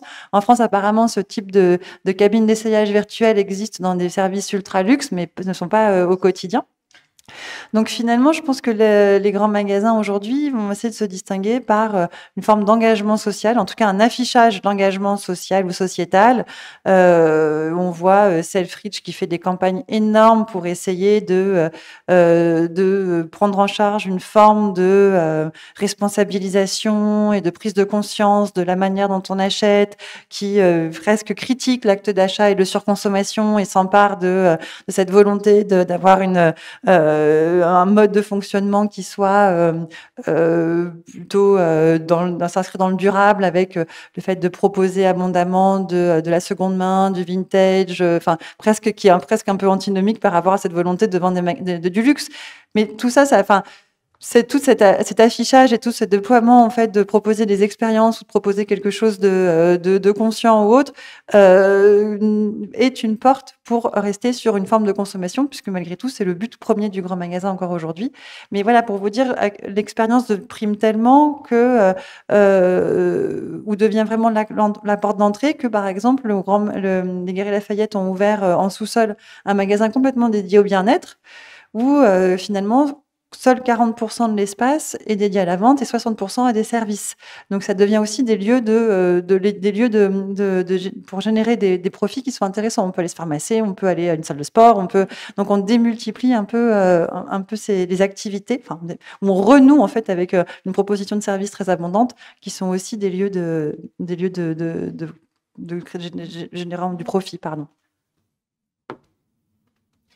Marie, oui. Oui, j'allais dire, en fait, ça, c'est vraiment un modèle le fait de proposer des services. En Asie, je l'associe à deux choses, à la figure du condominium, qui s'invente d'ailleurs un peu à Singapour. Donc, un condominium, c'est un immeuble, mais qui est adossé sur un podium, en fait, dans lequel vous allez avoir des commerces. Et d'ailleurs, j'ai en tête le slogan promotionnel qui était « Buy a condo, enjoy a world complete city ». Donc, quand vous achetez votre appartement, c'est une petite ville que vous achetez avec des services, et plus le magasin et les services de sport vont être luxueux, plus ça en dit sur votre identité sociale, et ça donne de la valeur à votre logement. Donc, il y a cette idée d'abord avec le condominium et les services qui est vraiment intégré, c'est du commerce intégré à du logement. Pour rappeler aussi d'ailleurs que les malls sont avant tout aussi en Asie des produits immobiliers. C'est un moyen de transformer du foncier. Souvent d'ailleurs, au-dessus des malls, on peut avoir des tours de logement. Il n'y a pas forcément... le mall n'est pas qu'une boîte à chaussures. Souvent, il va y avoir d'autres types d'espaces, de bureaux ou de logements dans les étages supérieurs. Et cette idée de l'expérience, elle est aussi complètement centrale, effectivement. C'est là où d'ailleurs c'est intéressant, parce que la plupart des malls se présentent d'ailleurs comme des espaces public, mais pour un certain type de public, puisqu'il y a des formes d'autocensure envers certaines couches de la société. Officiellement, on peut rentrer dans un mall, effectivement, c'est gratuit, il n'y a pas besoin de ticket, pas besoin de réserver, mais le vendeur ambulant très mal habillé ou la personne en grande précarité, soit va être refoulé par la personne à l'accueil, soit va probablement davantage s'auto-censurer. Mais donc, c'est un espace, en fait, privé, ouvert au public et qui attire sur la base de services. Alors, au Vietnam, par exemple, c'est l'enfance qui est aujourd'hui un secteur très prometteur pour générer du profit. Donc, on va dans les malls dédier des espaces entiers aux jeux pour enfants, puisqu'on manque d'espaces publics réellement ouverts, de parcs dans la ville. Mais on va aussi proposer des services pédagogiques. Vous allez pouvoir apprendre l'anglais, faire du bricolage intelligent, vous former aux mathématiques. Donc, il y a des espaces entiers de ces malls, en fait, qui vont être dédiés à ce type de service. Il y a aussi les salles de sport, le bowling, le cinéma, donc l'entertainment, les machines à sous. D'ailleurs, c'est très intéressant d'aller dans un mall. Alors, plutôt les malls de classe populaire à 10h le matin. Il n'y a pas grand monde dans le mall, mais alors il y a du monde à l'étage d'entertainment. Il faut savoir qu'au Vietnam, depuis quelques années, on a interdit les combats de coqs et les paris sur les animaux. Mais en fait, dans les malls, les gens se retrouvent autour de jeux d'arcade et parient de l'argent, ce qui est bien interdit. Ce qui rappelle aussi que, paradoxalement, ce sont des espaces privés. Donc, ça veut dire qu'ils sont plus complètement sous le contrôle du Parti communiste. En fait, c'est un autre type de contrôle qui ne va pas regarder les mêmes choses. Donc, j'ai envie de dire, si vous voulez faire de la politique au Vietnam, allez au Starbucks de manière un peu provocatrice, puisque ce sont des espaces, en fait, où on n'a pas le petit papy du coin qui écoute tout et qui va s'en référer au chef de ruelle, etc. Et donc, dans les malls, on peut à la fois avoir une forme de vie privée, c'est aussi le moyen de flirter sans que toute la communauté locale soit au courant, pour les jeunes. Donc, on y trouve aussi tout un tas d'activités. Donc, à la fois, il y a des slogans un peu globalisés. Je pense à un qui avait été traduit en vietnamien, mais c'était Experience the lifestyle, ce qui veut rien dire, mais il y a les deux mots-clés, l'expérience d'achat et le lifestyle, donc l'idée qu'on est dans un mode de vie globalisé. Et en même temps, ce qu'en font les citadins, est tout à fait intéressant puisqu'il y a une créativité. Les gens, en fait, adaptent le mall à leurs besoins, à leurs envies. Donc, soit, effectivement, on peut y parler de choses un peu sensibles, soit c'est des espaces, en fait, voilà, pour la vie de famille, alors que la rue ne permet pas de les mettre en œuvre. Donc, il y a vraiment à nouveau cette porosité, cette fois, dans les pratiques. Et donc, oui, l'idée de l'expérience, elle est reprise aussi, bien sûr, par les opérateurs qui cherchent à en tirer un bénéfice, un profit. Et dans les malls vietnamiens, avant d'avoir... Les boutiques occupent une surface souvent assez limitée par rapport à ces espaces de service, en fait, avec aussi des présentations de voitures, de concessionnaires, de la réalité virtuelle, etc. Merci. Je regarde l'heure parce que vous êtes nombreux et que vous avez sûrement envie de poser des questions. Et on leur propose de parler, hein, vous êtes d'accord? Est-ce que... oui, je monte jusqu'à vous.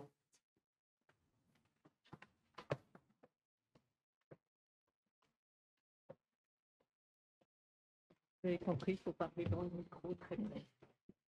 Merci beaucoup. J'avais une question concernant en fait la diffusion peut-être d'objets ou de marchandises en fait de l'Europe vers justement soit l'Asie ou même après aussi en Afrique, souvent des grands magasins en Afrique du Nord par exemple ou en Asie comme vous avez étudié. Est-ce qu'il y avait aussi cette circulation-là et par exemple parce que moi j'ai étudié le parfum, en fait, la parfumerie. Et est-ce que justement, par ces grands magasins qui aussi étaient le fait de coloniaux, qui se sont inspirés de modèles occidentaux, voire lancés par sans doute des chefs d'entreprise venus d'Europe, est-ce que justement on a pu introduire des objets donc occidentaux mais également est-ce qu'il y a eu ce partage quand même entre objets venant d'Occident, mais aussi objets locaux qu'on pourrait retrouver? Et puis, j'ai une autre question, parce que Isabelle Marquet, vous aviez dit à un moment donné, quand vous avez montré que toute cette architecture, cet espace-là était fait pour séduire les consommateurs, les attirer et donc ensuite qu'ils achètent. À un moment donné, vous aviez dit juste que vous en parliez pas au début, mais juste après, sur peut-être une critique. Et je me suis dit justement, est-ce que c'est pas l'idée que les consommateurs sont aussi acteurs et donc peut-être détournent disons, aussi ne sont pas si réceptifs non plus à ce que les grands magasins voudraient faire ou les malls et qu'ils adaptent aussi leur attitude en fait en fonction réellement de leurs besoins et qu'ils ne succombent pas forcément à l'acte d'achat. Mais je ne sais pas du tout si c'était ça que vous vouliez dire. Je ne sais plus ce que je voulais dire. Alors, pour répondre à cette question-là, je pense que les chiffres d'affaires des grands magasins qui globalement vont très bien montrent que l'opération de séduction ça marche. Peut-être pas auprès de tous, il y a peut-être vraiment... mais là, par rapport à la prise en compte de la clientèle, de ses spécificités, de ses interrogations aujourd'hui, il faut savoir qu'il y a une association internationale des grands magasins qui régulièrement réunit des chefs ou des patrons de grands magasins à travers le monde qui mettent en commun leurs expériences et qui, du coup, étudient, réfléchissent vraiment sur comment toucher. Ils ont commandé, par exemple, une étude sur les jeunes consommateurs, notamment avec ce besoin d'achat conscient, de façon à essayer de mieux pouvoir répondre à ces nouvelles postures par rapport à tout ce qui concerne l'écologie ou le développement durable. Ça, c'est sûr qu'il y a, en tout cas, il y a une volonté de réfléchir à comment essayer d'intégrer cette donnée dans une activité commerciale. C'était quoi le début? Ah oui, je ne vais pas répondre pour l'Asie. Je vais juste peut-être répondre par rapport à la diffusion en contexte colonial. Si vous prenez... oui, il y a eu diffusion, mais la diffusion la plus importante est sûrement par correspondance. La vente par correspondance, c'est Gilles qui l'a mentionné, c'est l'un des grands biais de développement, l'un des grands axes de développement des grands magasins au 19e et début 20e siècle. Par exemple, à la fin du 19e, le Bon Marché édite 1,2 million de catalogues par an et à peu près 300 000 sont diffusés à l'étranger. On atteint très très loin par la vente par correspondance. J'en ai pas parlé sur les architectures commerciales, mais c'est des services et des bâtiments entiers qui sont consacrés à la suite de cette vente-là. C'est une vente où on envoie des catalogues, on envoie des échantillons, on reçoit reçoit les échantillons, on les prépare, on peut avoir des retours. C'est une part colossale de l'activité des grands magasins de cette époque-là. Et donc, il y a un article dans le catalogue qui a été écrit par Manuel Charpy sur les bons marchés en Afrique subsaharienne qui montre toute cette espèce de diffusion, adaptation, rejet, fantasme, enfin toute cette dimension de la découverte d'articles occidentaux, d'abord à destination des colons, puis comment ils sont réappropriés ou réadaptés ou au contraire refusés par la population. Il y a aussi ce catalogue qui devient en soi un objet qu'on se transmet, qu'on se repasse. Enfin, voilà. Donc là, qui pourra, en tout cas pour cette partie-là, je vous renvoie vraiment à son article fondateur. Moi, je répondrais peut-être juste avec 2 exemples croisés sur effectivement, enfin les grands magasins, puis les shopping malls avec des temporalités bien distinctes. Il y a bien sûr le grand magasin et ses circulations en contexte colonial. Le shopping mall est plutôt, lui, un emblème de la globalisation contemporaine. Évidemment, l'essence même de ce type d'objet, c'est de faire circuler des produits. Et aujourd'hui, ça circule à échelle globale. Moi, en 2013, j'étais à Singapour et c'était l'ouverture du premier H&M. Il y avait une queue de 300 mètres sur le trottoir. Parce qu'il y avait l'idée d'aller expérimenter la modernité, une marque très connue en Europe qui incarnait une forme de nouveauté. Et à l'inverse, il y a eu un pop-up store, là, il y a quelques mois, Shein à Paris, qui a fait carton plein. Alors, c'était une boutique éphémère, puisque Shein vend en ligne. Et donc, on a là maintenant l'arrivée de produits chinois vers l'Europe, qui sont prisés surtout pour leur bas prix, évidemment, le fait qu'on puisse en consommer énormément. C'est la même chose avec... parce que dans chaque shopping mall, vous avez ce qu'on appelle un paquebot, c'est-à-dire la boutique qui va faire que vous allez vous déplacer. Le Ikea, souvent, peut être un bon exemple. Mais en Asie, au départ, le fait d'avoir un Apple Store, par exemple, était un marqueur métropolitain très recherché par les villes.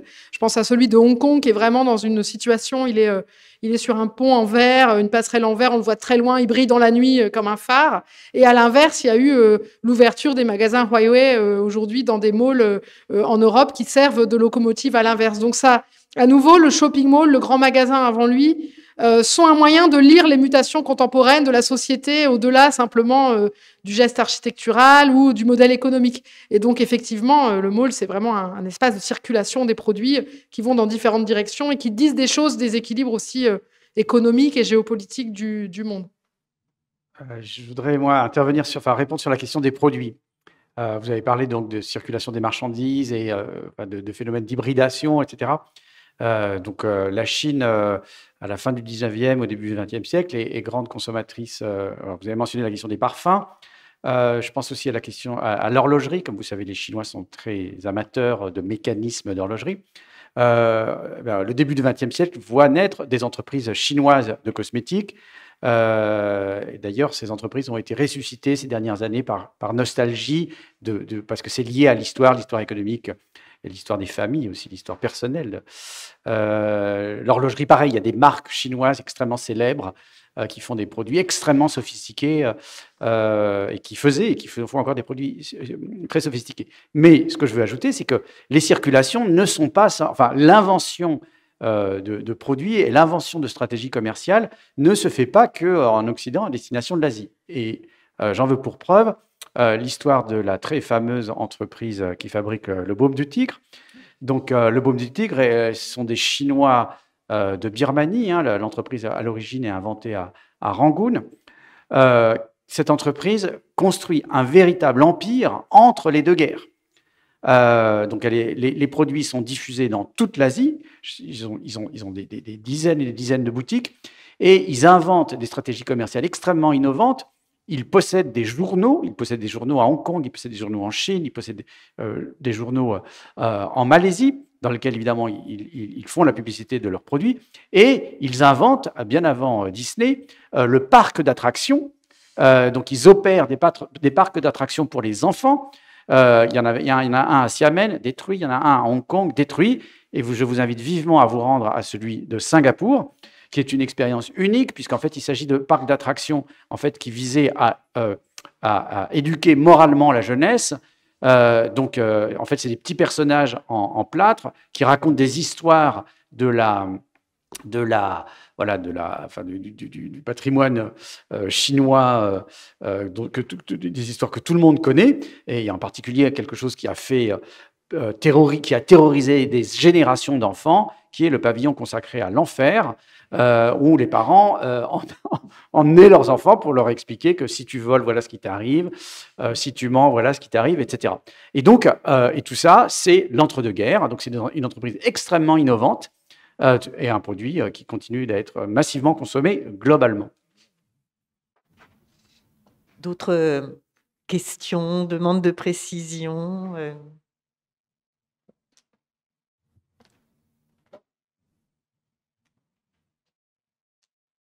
Je remonte. Merci. On n'a pas parlé du tout du e-commerce. Enfin, il me semble. On a parlé de la nourriture qui était livrée. En Asie, je pense qu'il y a énormément de business qui se fait par le e-commerce, moins peut-être en Europe, je ne sais pas. Comment s'inscrit justement ce mode de commerce par rapport à ce qu'on vient de se dire? Merci. Oui, alors on en a un petit peu parlé au moment de la digitalisation avec Gilles, mais effectivement, le e-commerce, c'est vraiment une tendance actuelle qui bouleverse complètement les modèles économiques qui prévalaient. On n'a plus besoin de se déplacer, comme on disait, sur place pour consommer. Néanmoins, donc ça renforce le côté expérience. Quand on va dans un mall, en fait, on y va pas tellement pour acheter ce qu'on cherche au départ, mais pour partager des choses, des souvenirs, éventuellement à la fin commettre l'achat. Il y a aussi une trace visible du e-commerce dans les grands magasins, y compris d'ailleurs à Paris, mais encore plus marquée sans doute en Asie, c'est la présence des influenceurs dans les magasins. Donc quand vous allez vous promener maintenant aux Galeries Lafayette ou au printemps, mais plus encore je crois aux Galeries Lafayette, vous avez de jeunes, souvent ils sont plutôt jeunes, influenceurs qui se filment avec leur téléphone portable en commentant des produits, en faisant l'article pour les vendre en ligne sur leur site internet, via les plateformes auxquelles ils sont liés. Et ceux qui le font à Paris peuvent le faire pour des gens qui sont en Chine, et auquel cas c'est eux qui achètent et vont faire livrer immédiatement grâce à des sociétés de logistique nichées dans le quartier. Ou alors ce sont des influenceurs qui se promènent dans les magasins, et en fait en cliquant sur l'écran, vous pouvez savoir d'où viennent l'écharpe, d'où viennent les choses qu'ils portent, etc. Donc il y a à nouveau des formes de porosité entre les différents types de commerce qui bousculent le modèle. Il me semble que pour le moment, le e-commerce vient surtout percuter, en tout cas en France, de plein fouet, les commerces de centre-ville, les franchises, où on a uniquement les produits à vendre. Les shopping malls s'en sortent un tout petit peu mieux pour le moment, en termes de fréquentation, parce qu'à nouveau, il y a tout un tas d'autres raisons qui poussent à aller dans les malls, à savoir le fait de vivre une expérience collective de sociabilité, etc.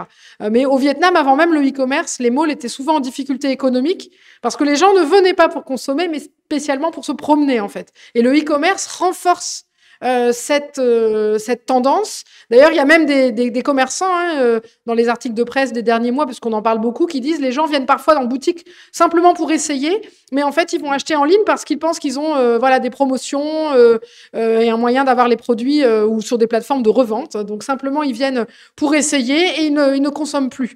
Donc, effectivement, le e-commerce percute les formes commerciales de manière très forte, mais les grands magasins et les shopping malls, il y a des porosités via ces formes de vente en ligne avec les influenceurs. Mais évidemment, on en est au tout début. C'est un champ de recherche absolument très important à suivre dans l'évolution de ces modèles et de ces magasins. Effectivement. Oui, c'est certain que la ville, de manière générale, évolue complètement avec cette disparition on avait déjà vu la disparition des vitrines. Isabelle l'a évoqué dans les années 60, 70, etc., au profit des boîtes. Là, ce qu'on a beaucoup, quand on circule dans les paysages des villes, moi je veux surtout parler des villes chinoises, c'est qu'on est dans la multiplication des petites boîtes de livraison. Où qu'on soit, on réside à l'hôtel, on se fait livrer son petit déjeuner. On ne prend pas le petit déjeuner nécessairement à l'hôtel, ni même dans les bistrots voisins. Donc on est dans cette ubérisation maximale, en fait, qui transforme profond. Enfin, c'est pas qu'elle transforme, parce que tout coexiste en même temps. On a à la fois le petit commerce de rue, à la fois cet enfermement, on peut dire, qui se réduit à la cellule familiale ou individuelle, et on a en même temps l'exposition des produits que l'on peut consommer. Et pour prendre l'exemple de la Chine, une des conséquences de l'épidémie, c'est qu'un grand nombre de restaurants se sont transformés en dark kitchen, ce qu'ils ne font plus que de la livraison. Il n'y a plus de salles de restaurant. C'est ce qui économise le coût du foncier, évidemment. Avec des effets paradoxaux, je pense au Vietnam, à la cuisine de rue, dans les quartiers populaires où jamais les gens en dehors du quartier ne seraient venus déjeuner, qui d'un coup trouvent une visibilité en ligne, parce que vous commandez sur une plateforme et vous vous rendez pas compte que c'est dans le quartier précaire et que l'hygiène est sans doute un peu limite. Donc il y a des gens qui en tirent profit, et à l'inverse, évidemment, il y a des grands perdants, les restaurants plus établis, où effectivement les gens vont moins se rendre parce qu'on va pouvoir commander, on individualise la prise du repas, etc. Donc les cartes sont assez largement rebattues de ce point de vue-là. Isabelle, est-ce que tu as des questions vis-à-vis de nos chercheurs de l'Asie? Oui, j'arrive.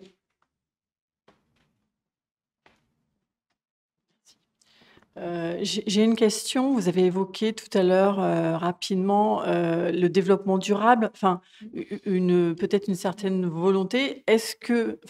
J'ai constaté qu'à Paris, dans de grandes enseignes, il y a une volonté, on dit aux clients qu'on fait des efforts sur l'éclairage, enfin voilà, pas mal de choses qui commencent à se mettre en place.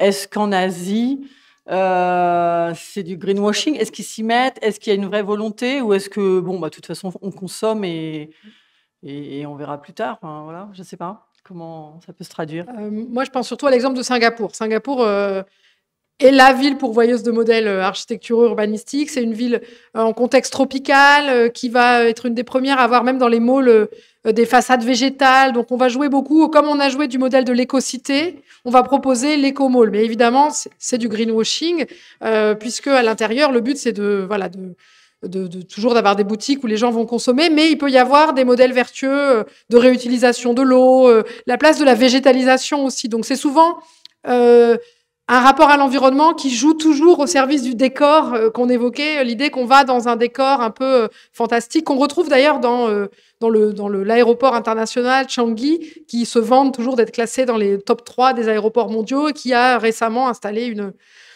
serre tropicale, des cascades, une serre à papillons, avec cette idée de vitrine. Voilà, donc ça peut être, l'environnement peut être mis au service plutôt du décor, en fait, avec parfois, effectivement, traitement des eaux usées, etc.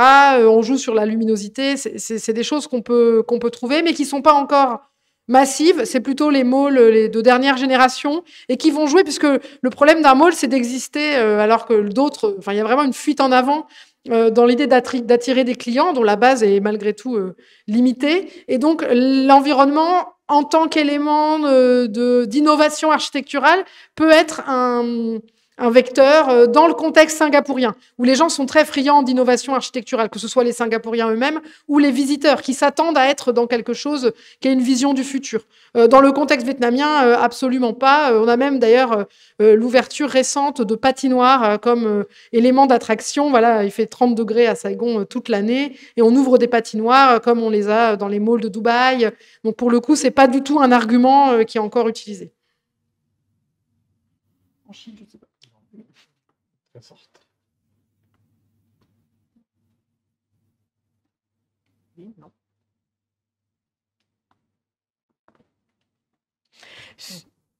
Sur le numérique et justement ce que change pour la ville le numérique, on est en train d'essayer d'organiser un prochain rendez-vous Chine, donc justement avec un des doctorants de Marie et de Gilles. Donc ça, on vous tiendra informé des prochaines dates, bien sûr, ou si vous ne les voyez pas, rendez-vous sur le site de la Cité. Moi, j'avais envie, pour terminer, de vous lire un élément que je trouvais intéressant. C'est une des pistes aussi qu'a beaucoup travaillé Isabelle au sein de l'exposition, qui est sur toute la partie, comment on pourrait l'appeler, du rapport aux employés dans les grands magasins. Et j'ai trouvé une citation que je trouvais intéressante. Alors, j'ai demandé à Gilles et à Marie si c'est quelque chose sur lequel ils pouvaient ou ils avaient envie de réagir. Mais comme ils n'ont pas envie de réagir, ni l'un ni l'autre, dans la mesure où ils n'avaient pas plus d'éléments, j'en profite pour vous le lire. Donc, c'est dans une revue en ligne qui s'appelle Sinocle et qui était justement consacrée à la consommation et aux modes de consommation qui ont profondément changé. Je ne développe pas, vous l'avez suffisamment entendu, avec ce côté qui, au départ, hein, vous l'avez vu à travers les images, était très ostentatoire et puis qui a tendance à le devenir un petit peu moins. Et dans cette revue qui doit dater d'il y a 2 mois, oui, vendredi 10 janvier 2024, voici un portrait d'un patron chinois qui est un commerçant et il milite pour une journée de travail de 7 heures en disant que, effectivement, c'est un oiseau rare en Chine car ce qu'il cherche, c'est à avoir des valeurs aussi à travers le centre de commerce qu'il dirige. J'ose pas employer le terme de grand magasin parce que je suis pas sûre qu'on va retrouver les codes qu'on a évoqués tout à l'heure. Mais voilà, il fait pas partie des stars de la grande distribution comme a évoqué Gilles. C'est un petit gars de Suchang, donc une ville moyenne de la province du Henan, et qui commence dans la vie comme livreur, puis vendeur de glace, avant de devenir dealer de tabac, qui est un petit trafic qu'on voit sur les bords de rue, mais qui n'est pas nécessairement autorisé, ce qui lui vaut un séjour en prison et une amende de 300 000 yuan. Et puis en fait, une fois qu'il est sorti de prison, il continue, il a quelques économies, on ne dit pas s'il les a accumulées en prison. Toujours est-il qu'en 1995, il ouvre son premier petit supermarché à Suchang avec exactement 60 000 yuan en poche. Donc à l'époque, ça doit être de l'ordre on est en 95, je vous le dis en euros, mais ça aurait fait 6 000 à 10 000 euros. Et il ouvre donc une enseigne à son prénom et il fait la guerre aux faux produits et aux produits trafiqués. Bon, parce que sur les petits marchés de rue que vous avez vus en images, il est évident que vous avez aussi beaucoup de copies. Et dans les années 90, où il y avait énormément de copies, je pense à la parfumerie, vous l'évoquiez tout à l'heure, mais dans beaucoup d'autres secteurs aussi. Et donc, notre jeune patron fait la guerre aux faux produits et aux produits trafiqués. Il affiche les justes prix, annonce l'origine de tout ce qui est vendu, bannit les gadgets marketing et la promotion mensongère.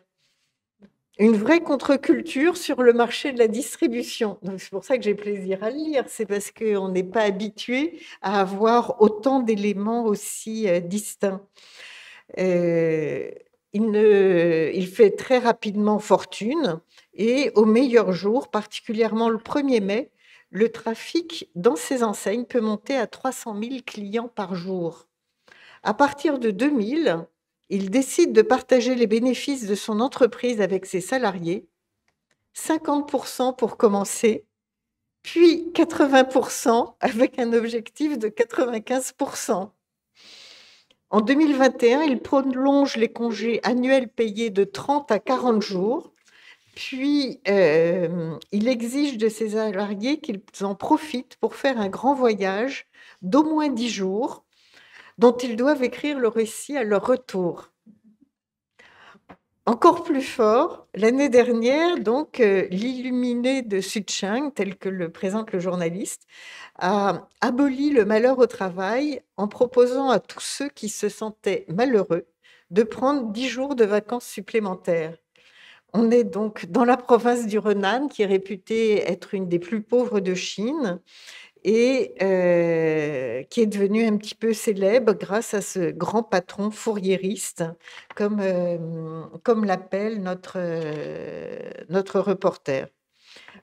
Voilà un petit témoignage qui est assez étonnant sur ce que peut susciter le petit commerce devenu commerce de tous les jours, voire grand magasin.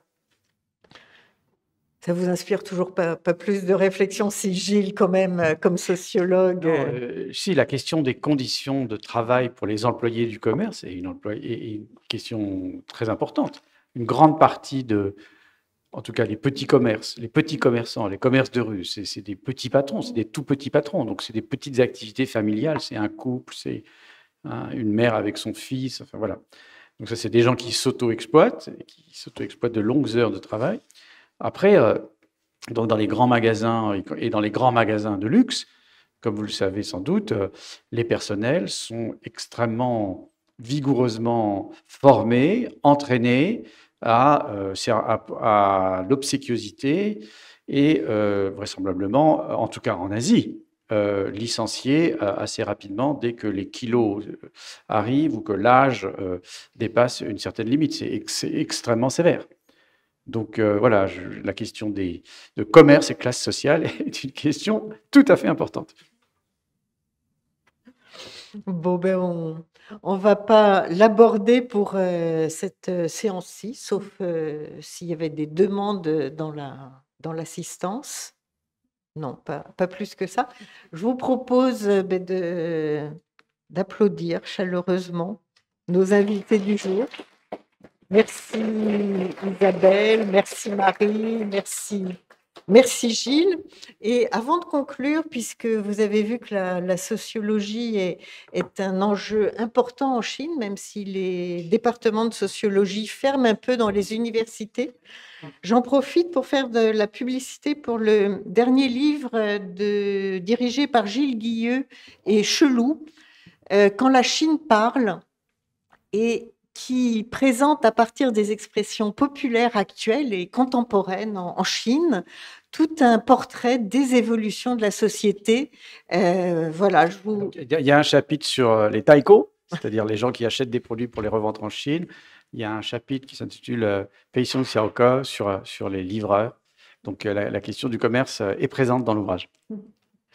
Et voilà, merci Gilles. Donc, prochain rendez-vous Chine, sans doute sur cette question des plateformes et du numérique, comment le commerce n'a plus besoin de vitrine, sous réserve, hein, on vous tient au courant. Merci à vous et à bientôt.